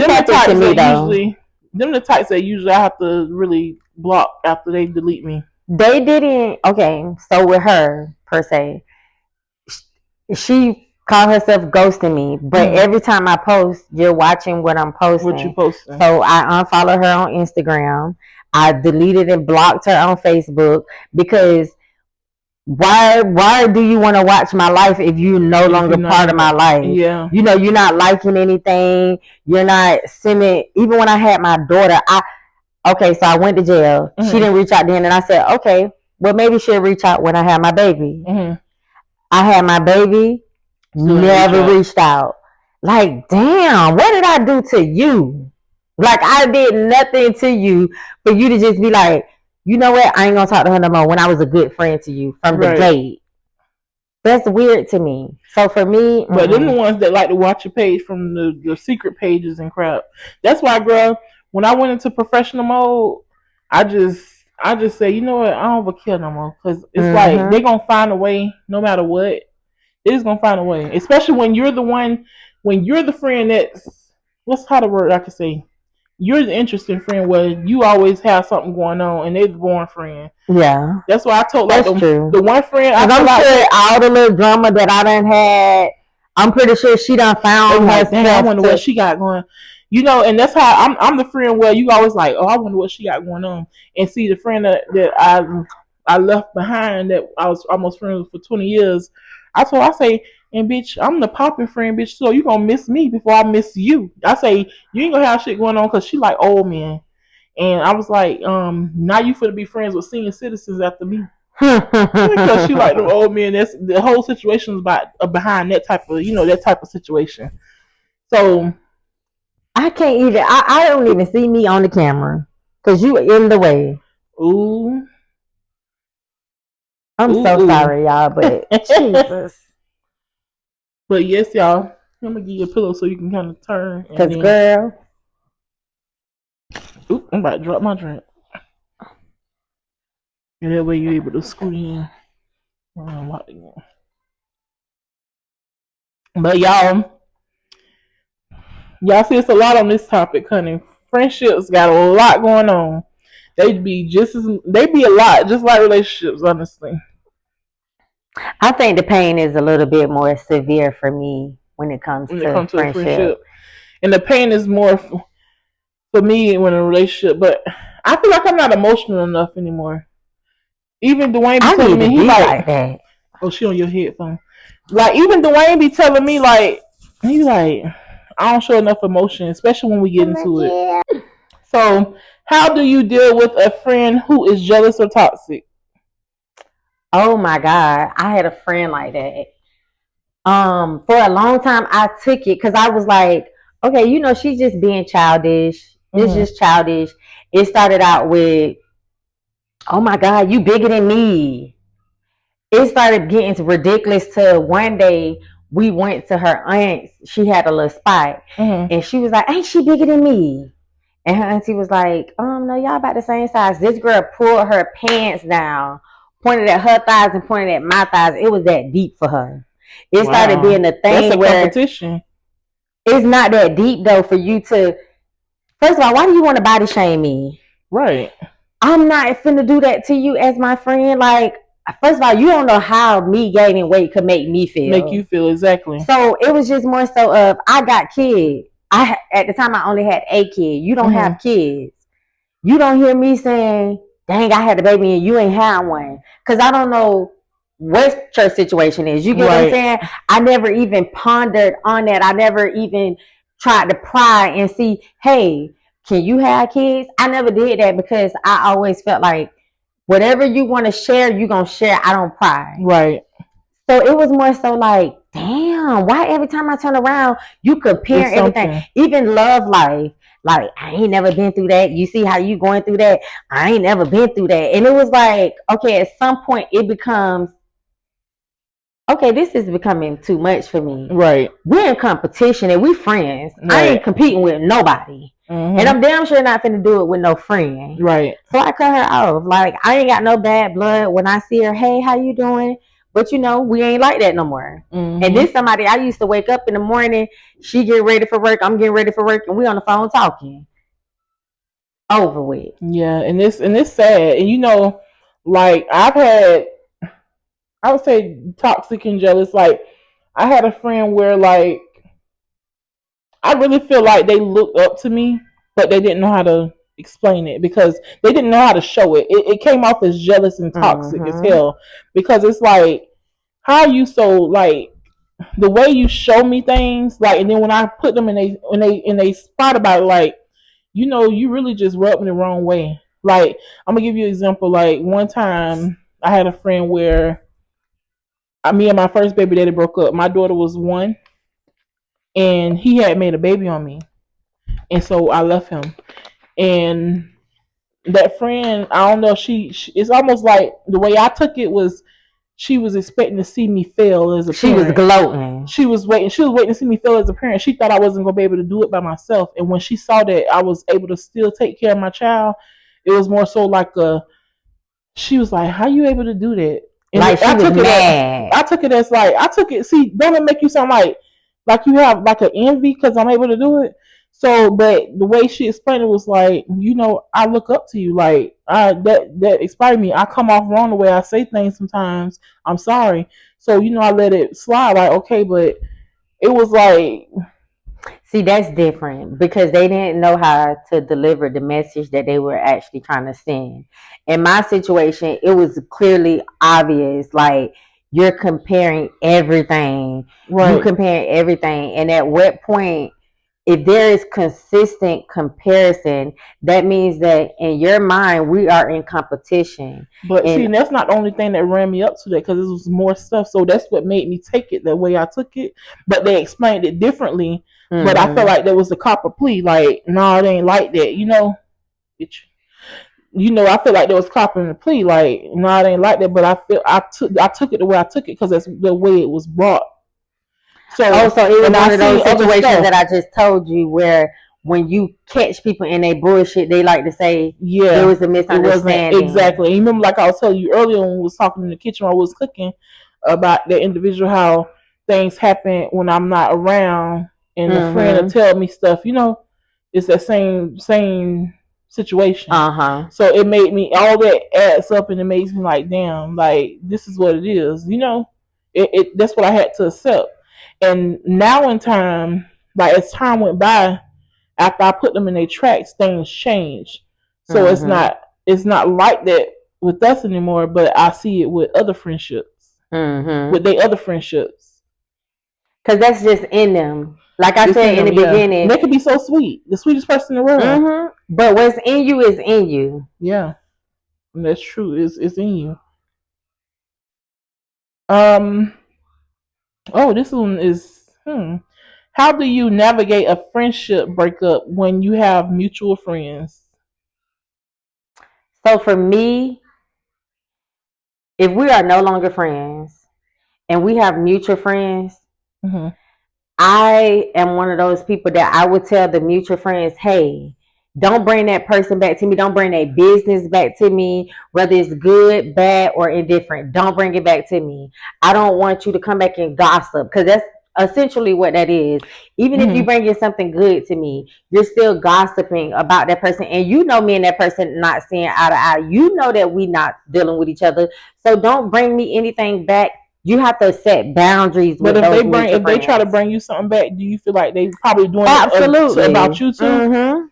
Yeah, that's how I feel like it was hard to have a mutual friend, because all my friends been separate. Like, we've never really been mutual, because I've always had them separate. Like, everybody just know this Denisha friend. If I have a party, oh, this is Denisha friend, right? But we all just know each other because of Denisha. So the mutual friend part, I would say, like, I never really experienced it because I always felt like it's messy. It can be. See, I had a friend that, I was the mutual friend, but they were never friends. They dated the same guy, and I was friends with both parties. They both dated the same guy, and he was actively dating them at the same time, right? But for whatever reason, instead of them holding him accountable, they started beefing with each other. One of them never talked about the other person to me. But then the other party, every time I turned around, she was, tell your friend this, tell your friend that. And at the time I was in college, and she was calling me while I was in class. And it got to the point, okay, now you got me fucked up. Because now you put me in the center of something I have nothing to do with.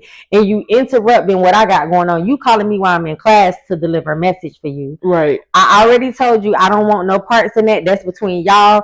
I stay out of it. I don't talk about you to her, and I don't talk about her to you. Right. So I need you to respect my boundaries and don't bring her up to me, because she not bringing me up to you. It was so bad. You remember Goldfingers? Okay. We was all hanging out in Goldfingers, and the friend had no business being in Goldfingers because she was pregnant. And the friend that I was actually with was the one that's always bringing the other party up. Right. And it was my birthday. We all went to Goldfingers to go hang out. We seen her. So what she tried to do was she tried to push me to bump her. Oh, I turned around and I said, oh, we're not doing that. Right. You not finna push me into her to bump her. Because First now of all, you she's finna start pregnant. something. Right. Not only is she pregnant, but me and her are friends, and you know we friends. If you can't take that I am friends with her, then maybe you need to cut me off for your own peace. Right. Because if you have an issue with me being friends with her, and I'm disturbing your peace, and I'm okay with people cutting me off if I'm messing up their peace. Right. I'm perfectly fine with that. So when she did that, I really had to cut her off. And she still kept bringing me back to stuff like, oh, go tell your friend this and that. It got so bad to one day I told her, when I get out of class, I'm coming to find you and I'm going to beat your ass. Yeah, that's too And much. I went to go find her and I beat her ass. Because I asked for you to keep me out of it. Yeah, especially now you don't drag me in it. Right. Yeah, that's crazy. Okay, so the next one is, how do you help a friend who is going through a friendship breakup?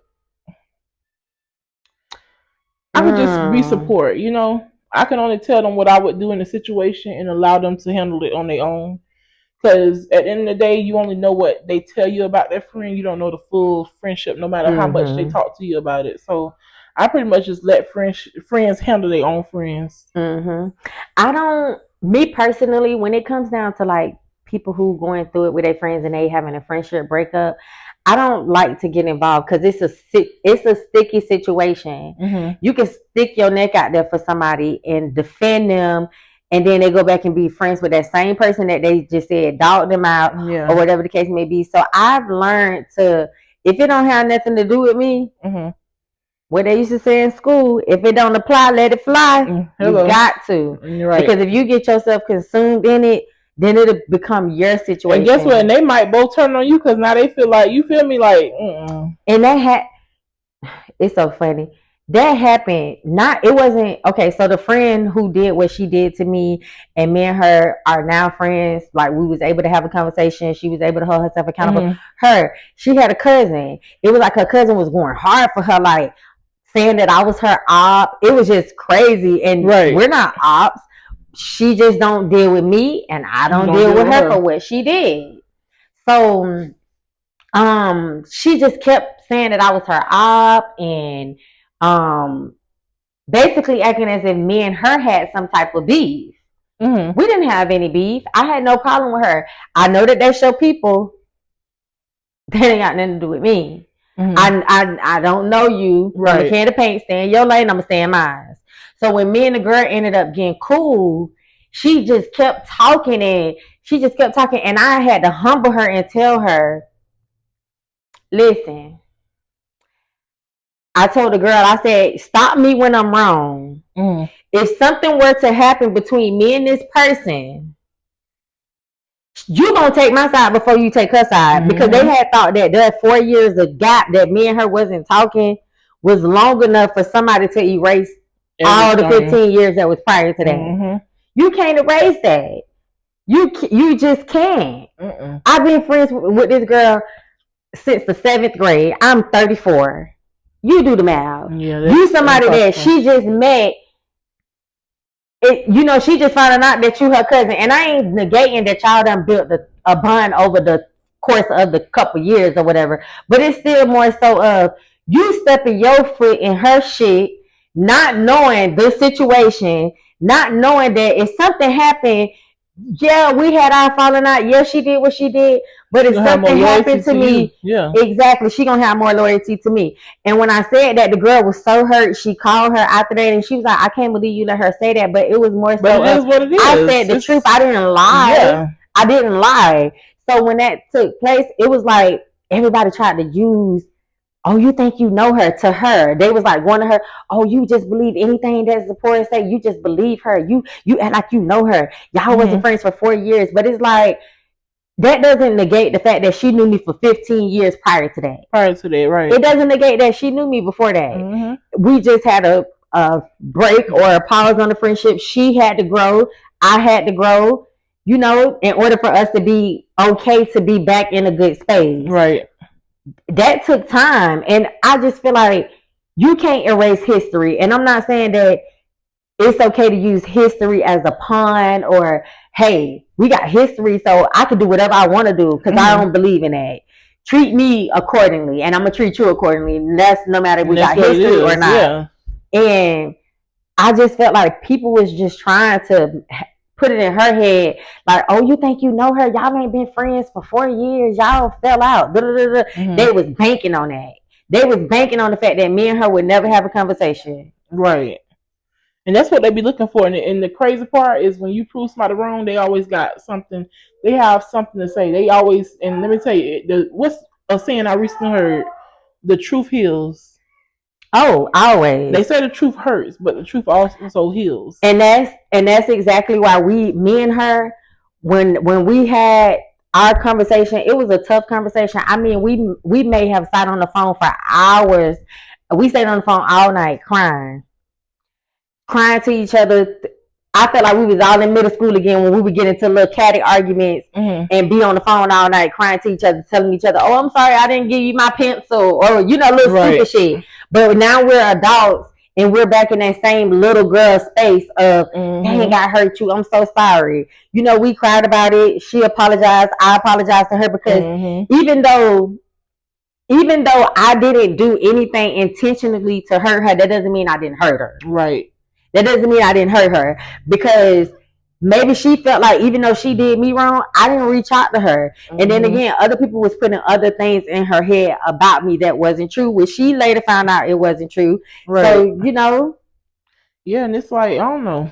But to answer that, I just feel like when people going through their friendship breakups, it's best to stay out of it, because you weren't in the thick of it when they was going through what they was going through with that person. And sometimes it's better to just be a listening ear and not a running mouth. And that's even with relationship breakups. Because listen, I've seen things with my own 2 eyes and heard them with my own 2 ears.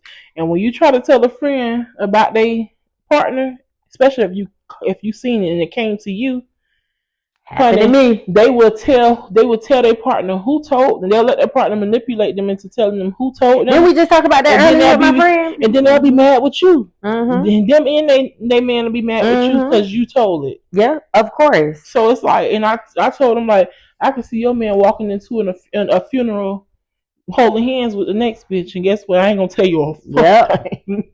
So it's like, you just gotta let people go through what they go through. Be the listening ear. Because we all grown. Be the listening ear. They're going to still do what they want to do. And not the running mouth. Exactly. It's people, everybody love for you to be real until it's time for you to be real with them. I've learned that. I have literally had to learn that. That's the truth. And then let me see. Okay,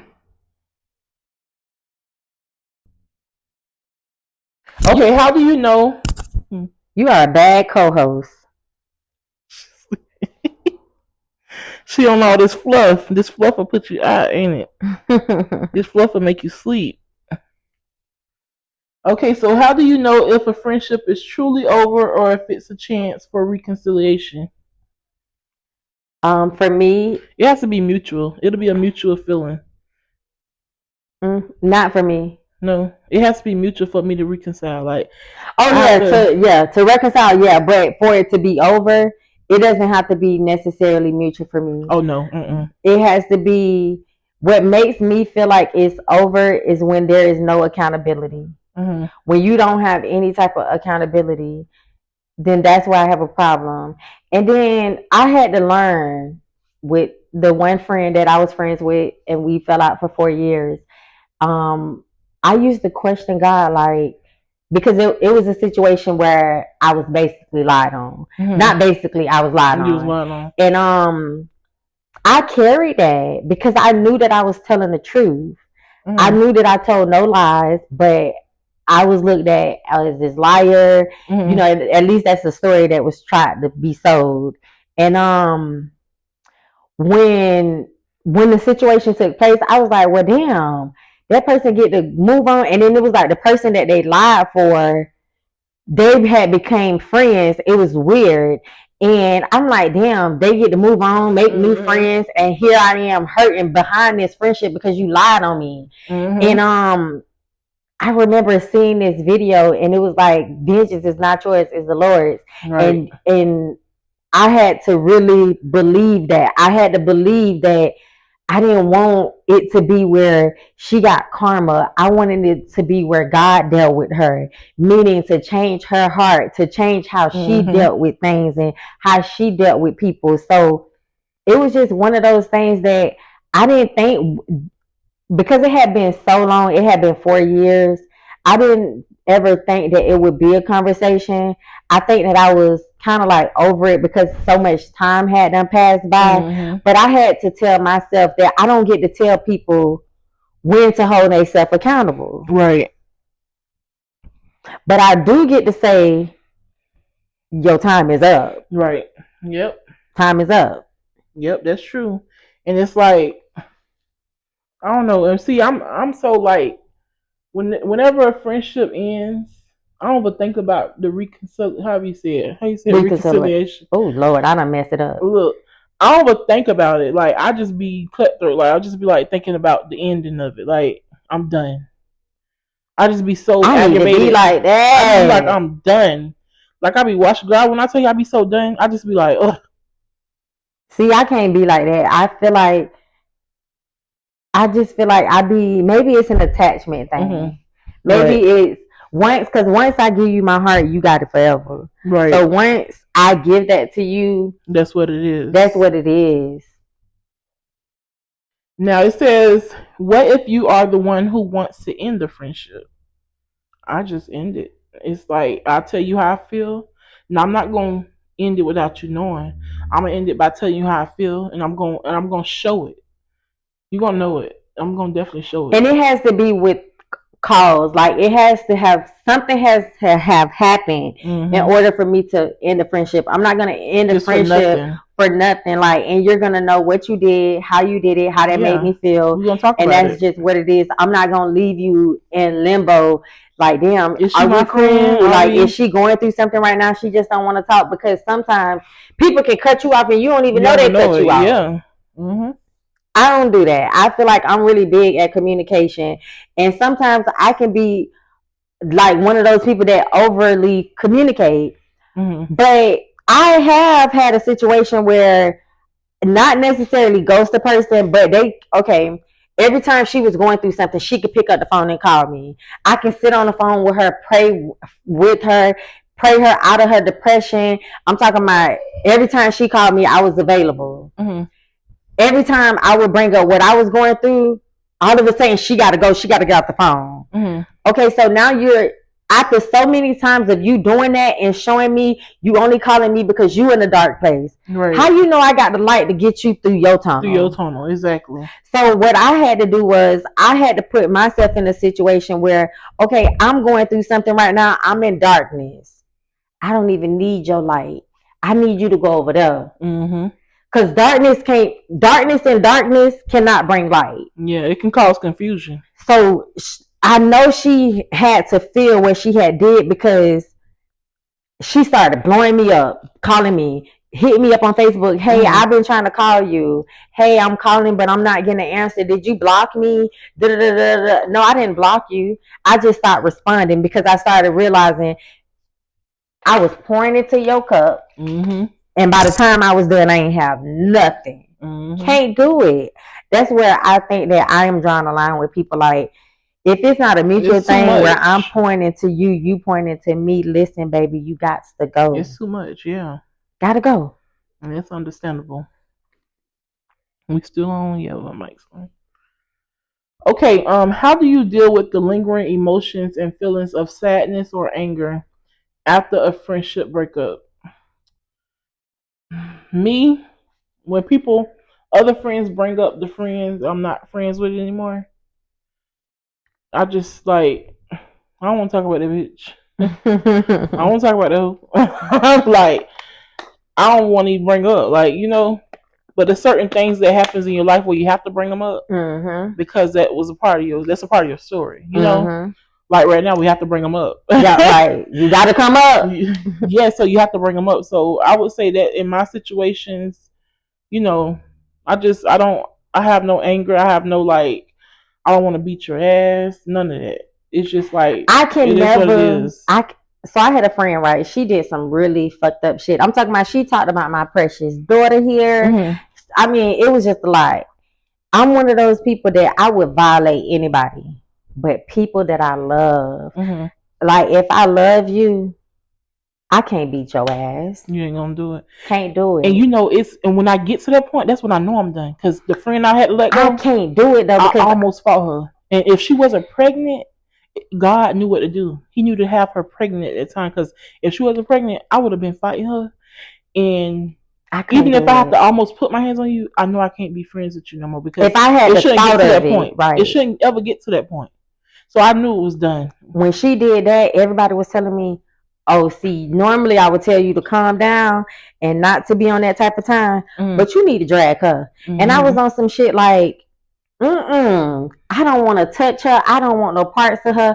I want to be done with the situation. Right. And you did what you did for no reason. Like, you had no reason to cross me in that way, like, at all. Like, I would never speak on your child. Right.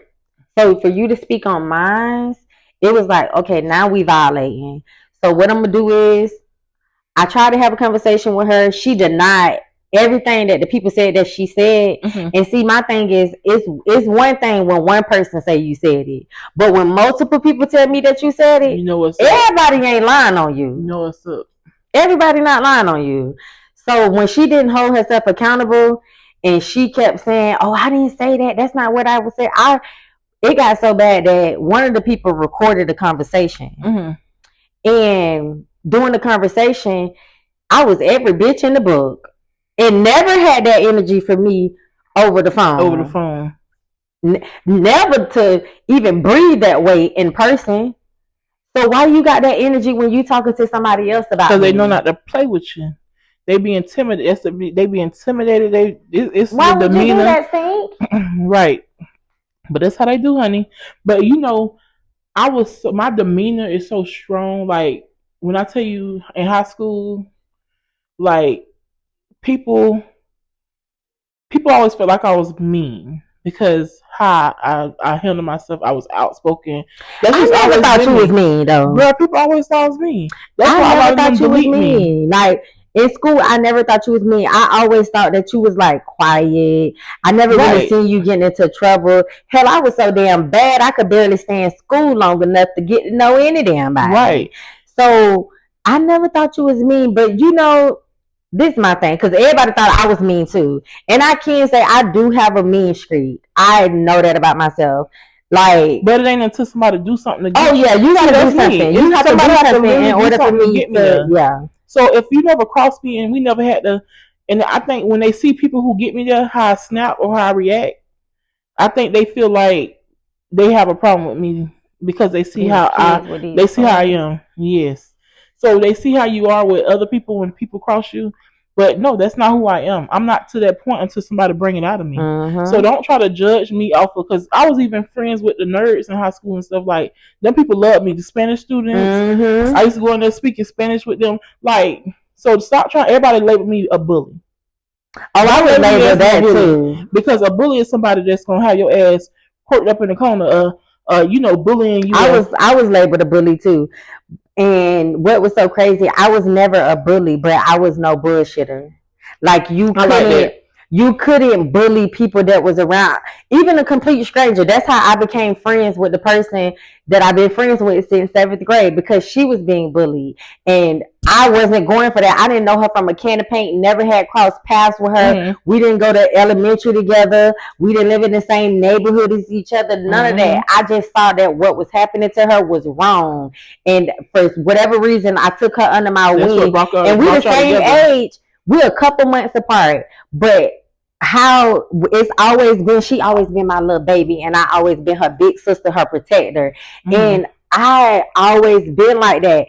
If somebody do something to somebody I fuck with, oh, you're gonna see nothing but red from me, and I'm okay with that. Right? Call me a bully, whatever it is that whatever makes you feel better. Make you feel, yeah, girl. You know, one girl, me and her cool. I used to play with her, and another girl, I'm like, y'all so gay, because you know, you can tell when somebody gonna be. I was like, y'all gay, and we used to always just laugh and cut up with each other, and she pissed me off, girl, when we seen her as adults. Me and Dwayne was somewhere, and girl, she was like, I was like, this is my boyfriend Dwayne, da da da. She's like, you know, she was a bully. I said, ooh, bitch. I said, don't do that. I said, because how was I bullied? And she couldn't give me one reason why. I said, don't put me, because y'all came with the narrative a lot. But because I ain't take no shit from nobody, don't mean I'm a bully. Exactly. I was never a bully. Y'all just knew not to play with me. A bully is somebody that is bothering somebody for no good reason. You don't have no reason to just keep poking and messing with the person. You see them got something in their hand and you snatching it out their hand. Like, it's not my fault. That's bullying. It's not my fault that you're intimidated by me. That's all that is. But don't let that mistake make you think I'm a bully because you're intimidated. Come up to me. I'm so fucking down to earth. Like, I'm like, I can hold a conversation with anybody. But I do feel like for a long time, like even still now, I still get it sometimes. Where I'll just be sitting and somebody will be like, "Why you looking so mean?" And it's like I don't even realize that I'm looking mean. First of all, I feel like it's a natural face. Like it's a natural face. Like I can't help that. I might be daydreaming. I might not even be paying attention that you even in the same room as me. But how do you prevent future friendship breakups? They're not preventable. Yeah, I can agree. They're not. They're not. You can't be responsible for yourself and somebody else. You can be responsible for yourself, but not the other person. So you never know what situation, because everybody don't handle situations the same. You can't make people be your friend. And everybody don't handle things the same. So no matter how much you know a person, you never. It can be the smallest thing that can break a friendship that's been there for so long. People break friendships because they meet new people. Listen, I done been through it all, baby. I've been going through friend breakup since elementary school. Girl, me too. Since elementary school, honey. And you don't. That's through life, back on them. Death. I done lost friends and death. And I'm talking about it done been times where I fell out with them. So I had a friend. She went to high school before me because she was a little bit older than me. So her and my sister, they went to the same school. She ended up being friends with this girl that disliked my sister for whatever reason. The girl started every day having something to say about my sister. It was kind of like a bullying situation. And the friend that I had in middle school, she now was with this person that was bullying my sister. And I felt like, if you my friend, you wouldn't even be a part of no shit like that. Right. You would remove yourself from the situation. I'm not telling you who to be friends with, but at the same time, it's like, come on now. You've been friends with me since middle school. Now you get in high school, you get somebody else as a friend. Right.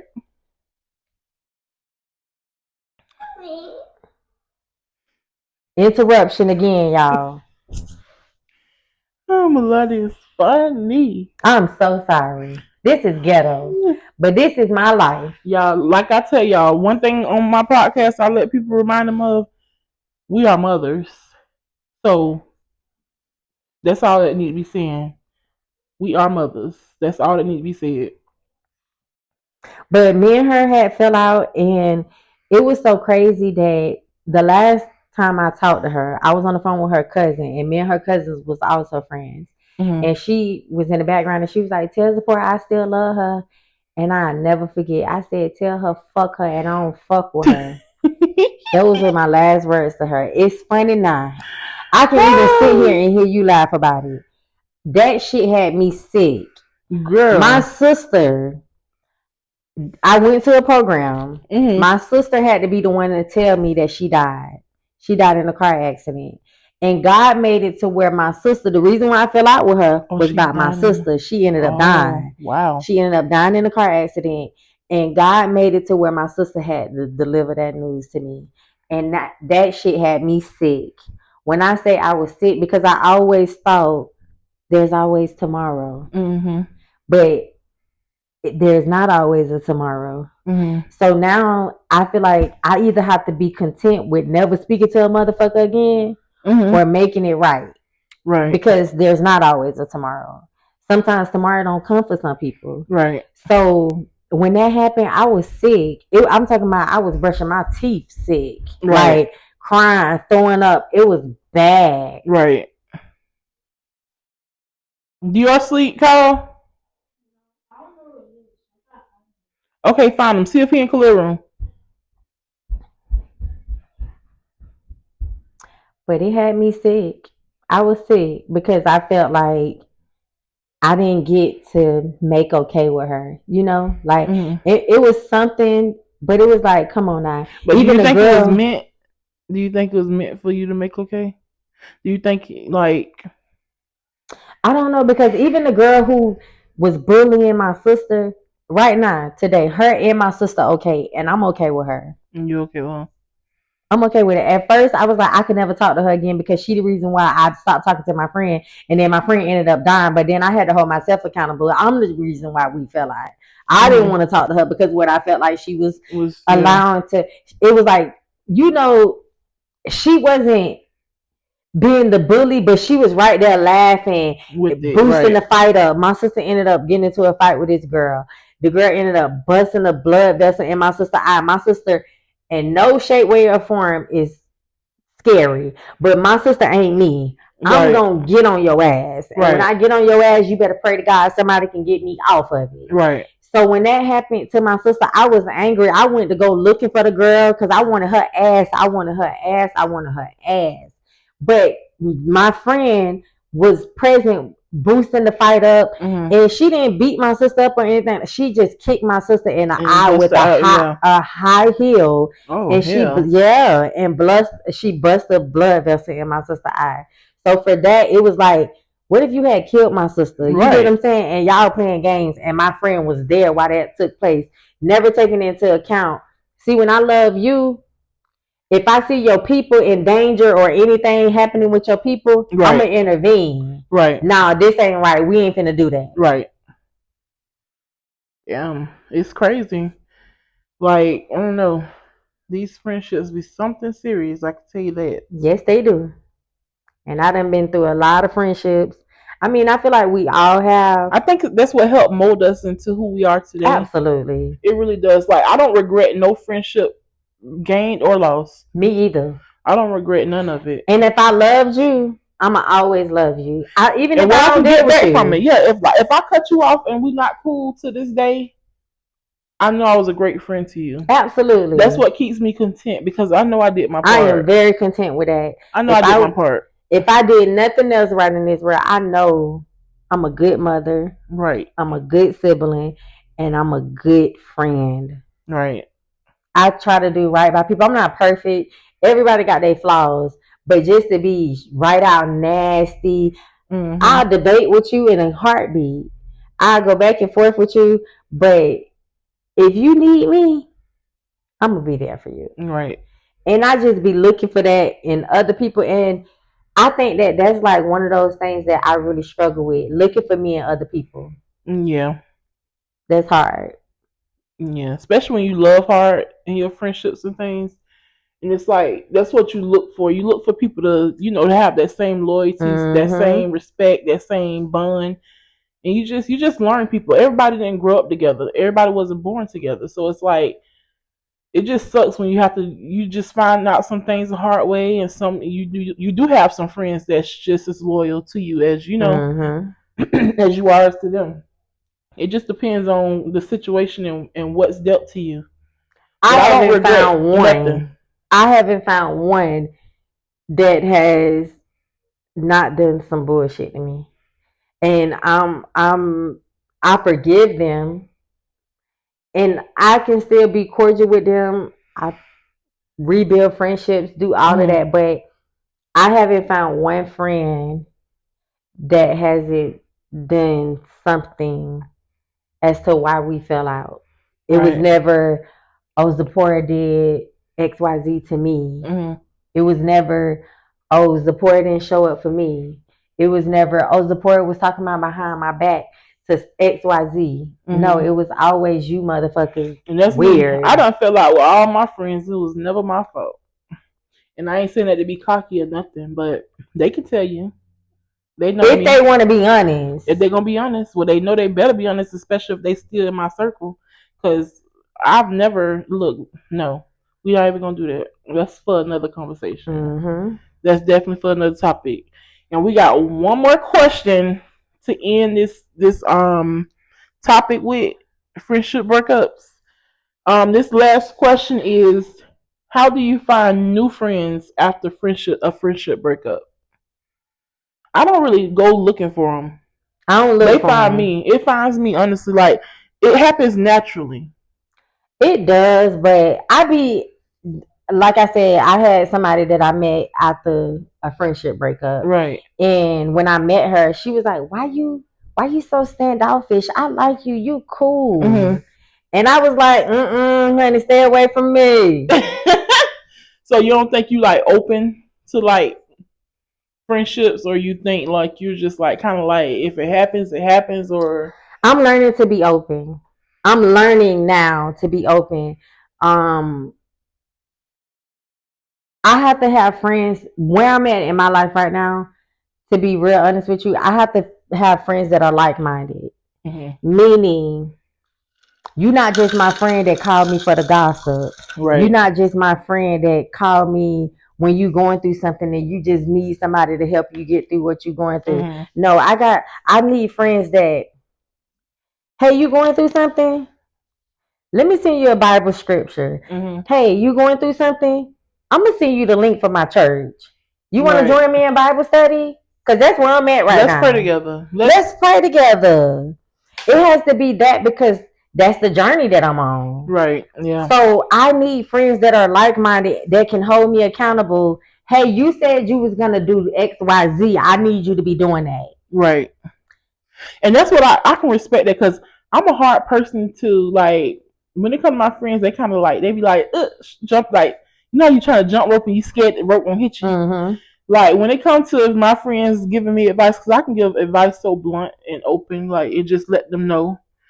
But I feel like when it comes to me, they kind of be like, when I'm the person that can accept it and I can talk to you back, we can have a whole conversation about it. It can be a dialogue.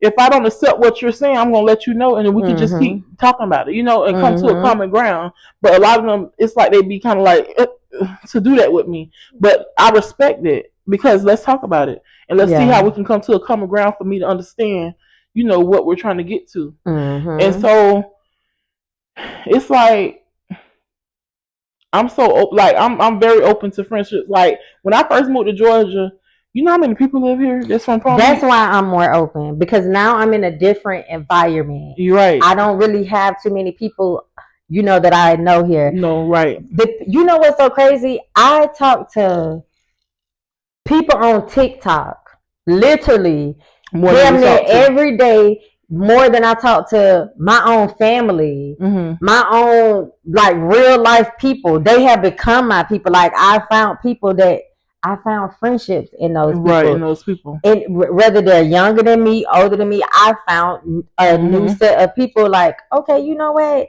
I even had one of the people that was like, Zipporah, I want to be your friend. You want to be my friend? And I was like, I'm really iffy on that friendship, where we got to build some type of rapport. We can't just say we can just be like that. Hey, friend. No, we got to build some type of, it has to be something that I see in you, as far as fuck potential. Because I'm no longer, whether it's dating or friendship, it's no longer about potential, because potential is something that you see that is not real. Mm-hmm. It's a delusion. Mm-hmm. I have to see you have something that I like about you that makes me want to be in that situation with you. Yeah. And it's so crazy, because it's like, I don't know. It's like, and it's so many people that moved from Palm Beach that hit me up like, hey, you in Georgia? I'm in Georgia too. Like, what's up? You know, let's link. And when I first moved here, I'll say for the first 2 years, I was just like, it's people who I still never met up with, and they don't move to way different parts of Georgia, and I'm like, damn, we should have, you know, I should have, because I was so stuck in my ways, and it's like, now I've been, and you get comfortable, get so comfortable with it no longer being, because it take a lot to have friends. It take a lot. For me, it does. Like, I can really have my friends to consume my energy. Like, if you sad and you depressed, then I'm going to feel that. Mm-hmm. I'm going to feel that, and I'm going to go through that with you. I'm not going to let you go through it by yourself. Mm-hmm. But I have to have the same in return. Right. I'm no longer settling when it comes down to friendship. Right. You have to be,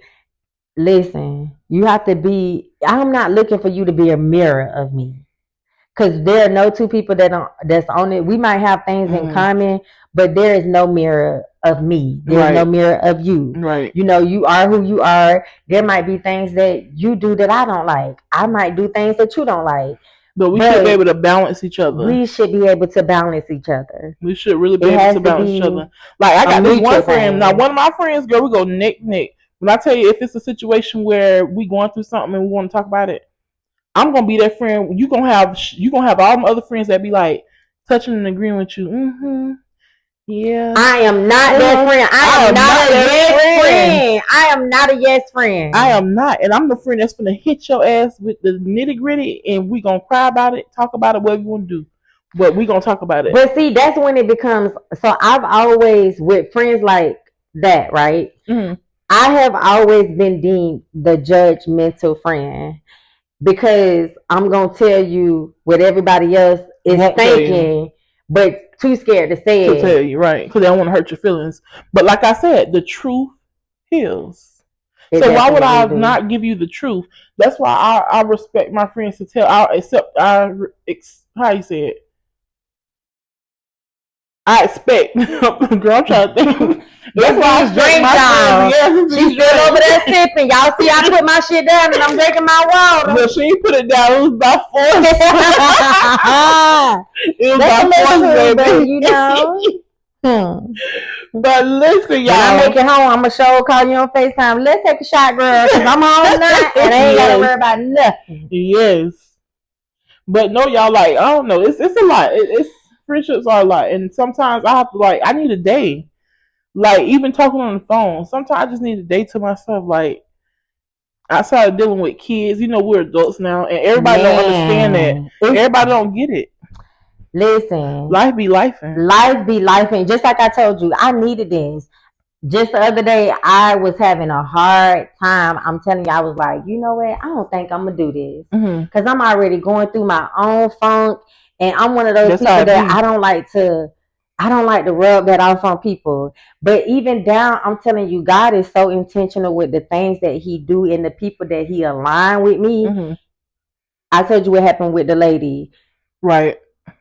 It was like, it was everything that we talked about. It was like, you don't even know, she's like in her 40s. She was a Jamaican woman. You know, we went down two different paths, but for some reason, both of our paths, we've endured the same things.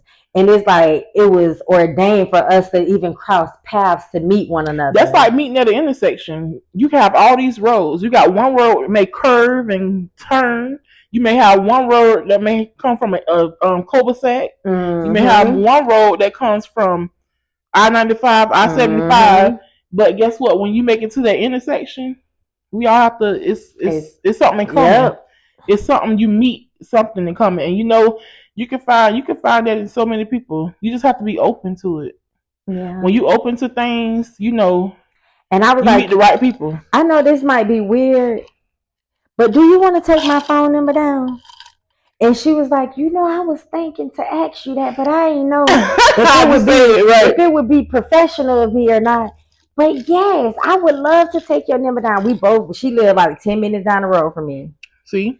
And it's like, you don't even know sometimes what people are mentally going through. That's why, honestly, I am learning that it's okay to speak to people in public. It's okay to ask somebody how their day going, because that might be the thing that they need. They might have needed somebody to say, you look good.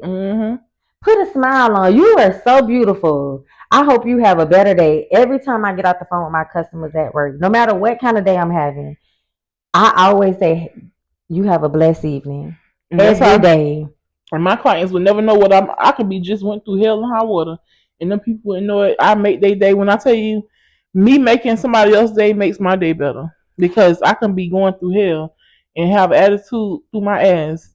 But when I can hear that somebody just say how much they appreciate me and how I made them feel better and you know, less stress, that means a lot. And you can honestly save somebody's life.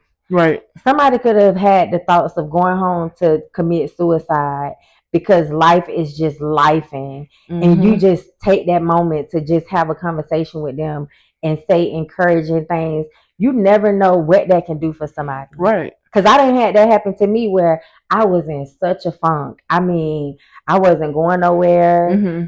And I ran into this lady, and she was foreign. Like, she was an Indian lady. She had the whole, mm-hmm. you know, I don't know what it's called. Dashiki looking stuff. Dashiki look. Right. And the dot in the middle of her center, of her forehead. Mm-hmm. And me and her, we crossed paths in the parking lot.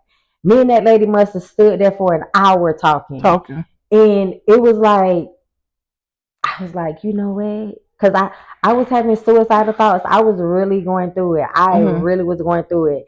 And it's like, you know, in the Black community, we don't really believe in therapy. I don't know why the fuck not, because a lot of us need therapy. A lot of us but that is the thing that, you know, the older people say, you better learn how to deal with your problems. You don't need to go sit and talk to nobody about your problems. Or go to God. Yes, you do. Yeah, a lot of them say go to God. And you know you can go to God with things, but it's like some things you need it in the physical. And God give you the wisdom to know the difference. Right. God give you the wisdom to know that you need mental health. It is okay. If you are needing mental health, it is okay to seek it. It is okay. Don't dumb it down. Like, get the help. You know, like, definitely get the help. And don't make nobody make you feel like as if, oh, you so weak. You thought about that? Because I remember I was so not vocal with even expressing. I thought about suicide before. It just crossed my mind. I was so afraid to say that out loud because the world is so judgmental. Like, and not only what's that mean that like. Right, no. Listen. Why would you say that? Right, you're not mentally stable.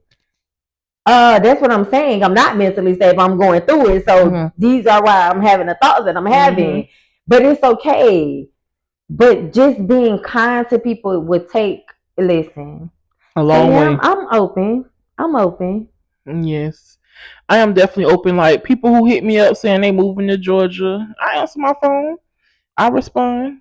I say, yeah, we can do something, you know, because I just see how life is going, you know, and I just need to get out of my own mind and just like, you know, just start. I'm glad you got me to do this because even this for me is a step. Because I remember, I want to say it was probably like 2 years ago, or maybe it was like a little over a year ago. I remember you inboxed me and you was like, hey, you want to get together? I think it was for like a holiday to do something. Yeah, it was to do something. And I'm like, oh no, I can't do it. And you was like, you stay somewhere. I think you stay farther. I stayed further out. But I was like, oh no, I cannot do it because I'm just so traumatized with people. I don't want to get. I don't. But it's like. Now it'd be tough. Yeah, it'd be tough because I've been there, you know. So it's like. You just have to really be open to everything, honestly. And that's what helps me get through. So if you are somebody and you deal with these friendship breakups or you don't know how to get through them, like I say, like and subscribe, comment below. And I'm always here as an open ear. And that's what I think. You can meet some great people on social media and not even realize how much you have in common with people. Social media, you can meet the best people in the world. Yeah. Just by having a conversation and being open and transparent. Like even this conversation, there is somebody that's gonna watch this and be like, damn, I went through that. And that's how people do. Like that's what made me do this because even with me and my daughter do TikToks together. It's people or children on there that be like, I wish I could be like this with my mama, or I wish, you know, my mom would never let me do this with her, and it's things like that motivate me, and like, you know, people be needing it. Even like when I do my podcast, like when I did my first podcast, people was like, oh, people need this, you know, like this is great, like do this, because people, you don't see a lot of people doing it. People do podcasts and they want to talk about celebrities. Yeah, celebrities. Or they don't talk about what's going on in their life or what they done experienced. Or would you lick it or stick it? Like that type of stuff. Let's talk about the deep stuff, you know? Yeah. Let's not. The hard conversation. Nobody want to have the hard conversation. Everybody want to just breeze by. Get viral off a little. That's why people don't heal because they don't deal with what's hurt them. Yeah, they don't deal with the hurt. Nobody want to have that conversation. And you never know how much you need a conversation until you have it. Because I'm telling you, when me and that girl had that conversation, as soon as she apologized to me, I started to cry. I started to cry because it was like, I didn't think that I needed her to apologize to me in order for me to release it, but I did. I did need that. And I'm grateful, forever grateful. Even if me and her fall out today or tomorrow, I am grateful for the conversation. I'm grateful for the tough conversation. Hey, I said this. I didn't mean it that way. That's why I said I did something that hurt her. And it wasn't to be intentional about it. It was just more so of, I'm just having a conversation, expressing my experience of telling somebody like the tongue is a very powerful thing. I witnessed somebody say X, Y, Z, and it come into fruition. So a lot of people don't like to hear that though. The power of the tongue. Look, I've had a few situations where people don't like to hear that. Honestly, they don't. It's like I don't know why, but it's the truth. So they'll say something like, I had somebody say, when I say the power of the tongue is strong, so watch what you say. So I ain't won $1 million yet, because I always say I need to win. I said, but God don't bless no mess either. Gambling is not in the book. Sure ain't. It ain't in the book of the Bible. So let's talk about what the real power of the tongue means. So you see how I just reverted that back to getting a real understanding? Absolutely. So yeah, it's something about that power of the tongue saying people don't like, honestly. Oh, they hate it. But y'all, it's been real. I don't know how long we've been on here. But y'all, I'm gonna edit. I'm gonna show y'all everything. I'm gonna show you everything. So I thank y'all for sticking it out with us. Sticking it out. Listen, have you a drink, relax.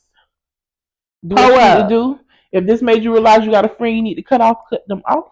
If this made you realize that you got a friend that you need to actually have a conversation with and reconcile, do it. Yeah. Step out on faith, even if it don't work out for you. Do it to clear your conscience. Right. Because sometimes you holding on to it and that person probably done moved on. But it's okay to give yourself the same permission to move on. You might need to have that conversation. Even if nothing comes of it, have a conversation. It's okay. Even if you have to admit that you was wrong. Do it. And no matter what you do, don't bring your hurt into new friendships and relationships. Be open to it, because it's gonna be over before it even starts. Yeah. So be very open. Like, don't allow those previous relationships to affect you, and you'll keep blooming. You'll keep keep those friendships close. Keep them handle them like you would handle them, and go from there. And be the friend that you are looking for. Be that friend. Try to be the friend that you not. Let me take that back. Don't try. Do it. Be the friend that you expect others to be to you. That will get you far, even if it gets you a broken heart. Be that friend. Just do it. Karma is going to come back on you, and you're going to get those same people back into your life, even if it comes from places that you never thought it would come from. Be the friend that you're looking for. Right. Just that simple. Well, it's been real, y'all. Again, like, share, subscribe. It's your girl, the real boss lady D, and Zipporah. And we out.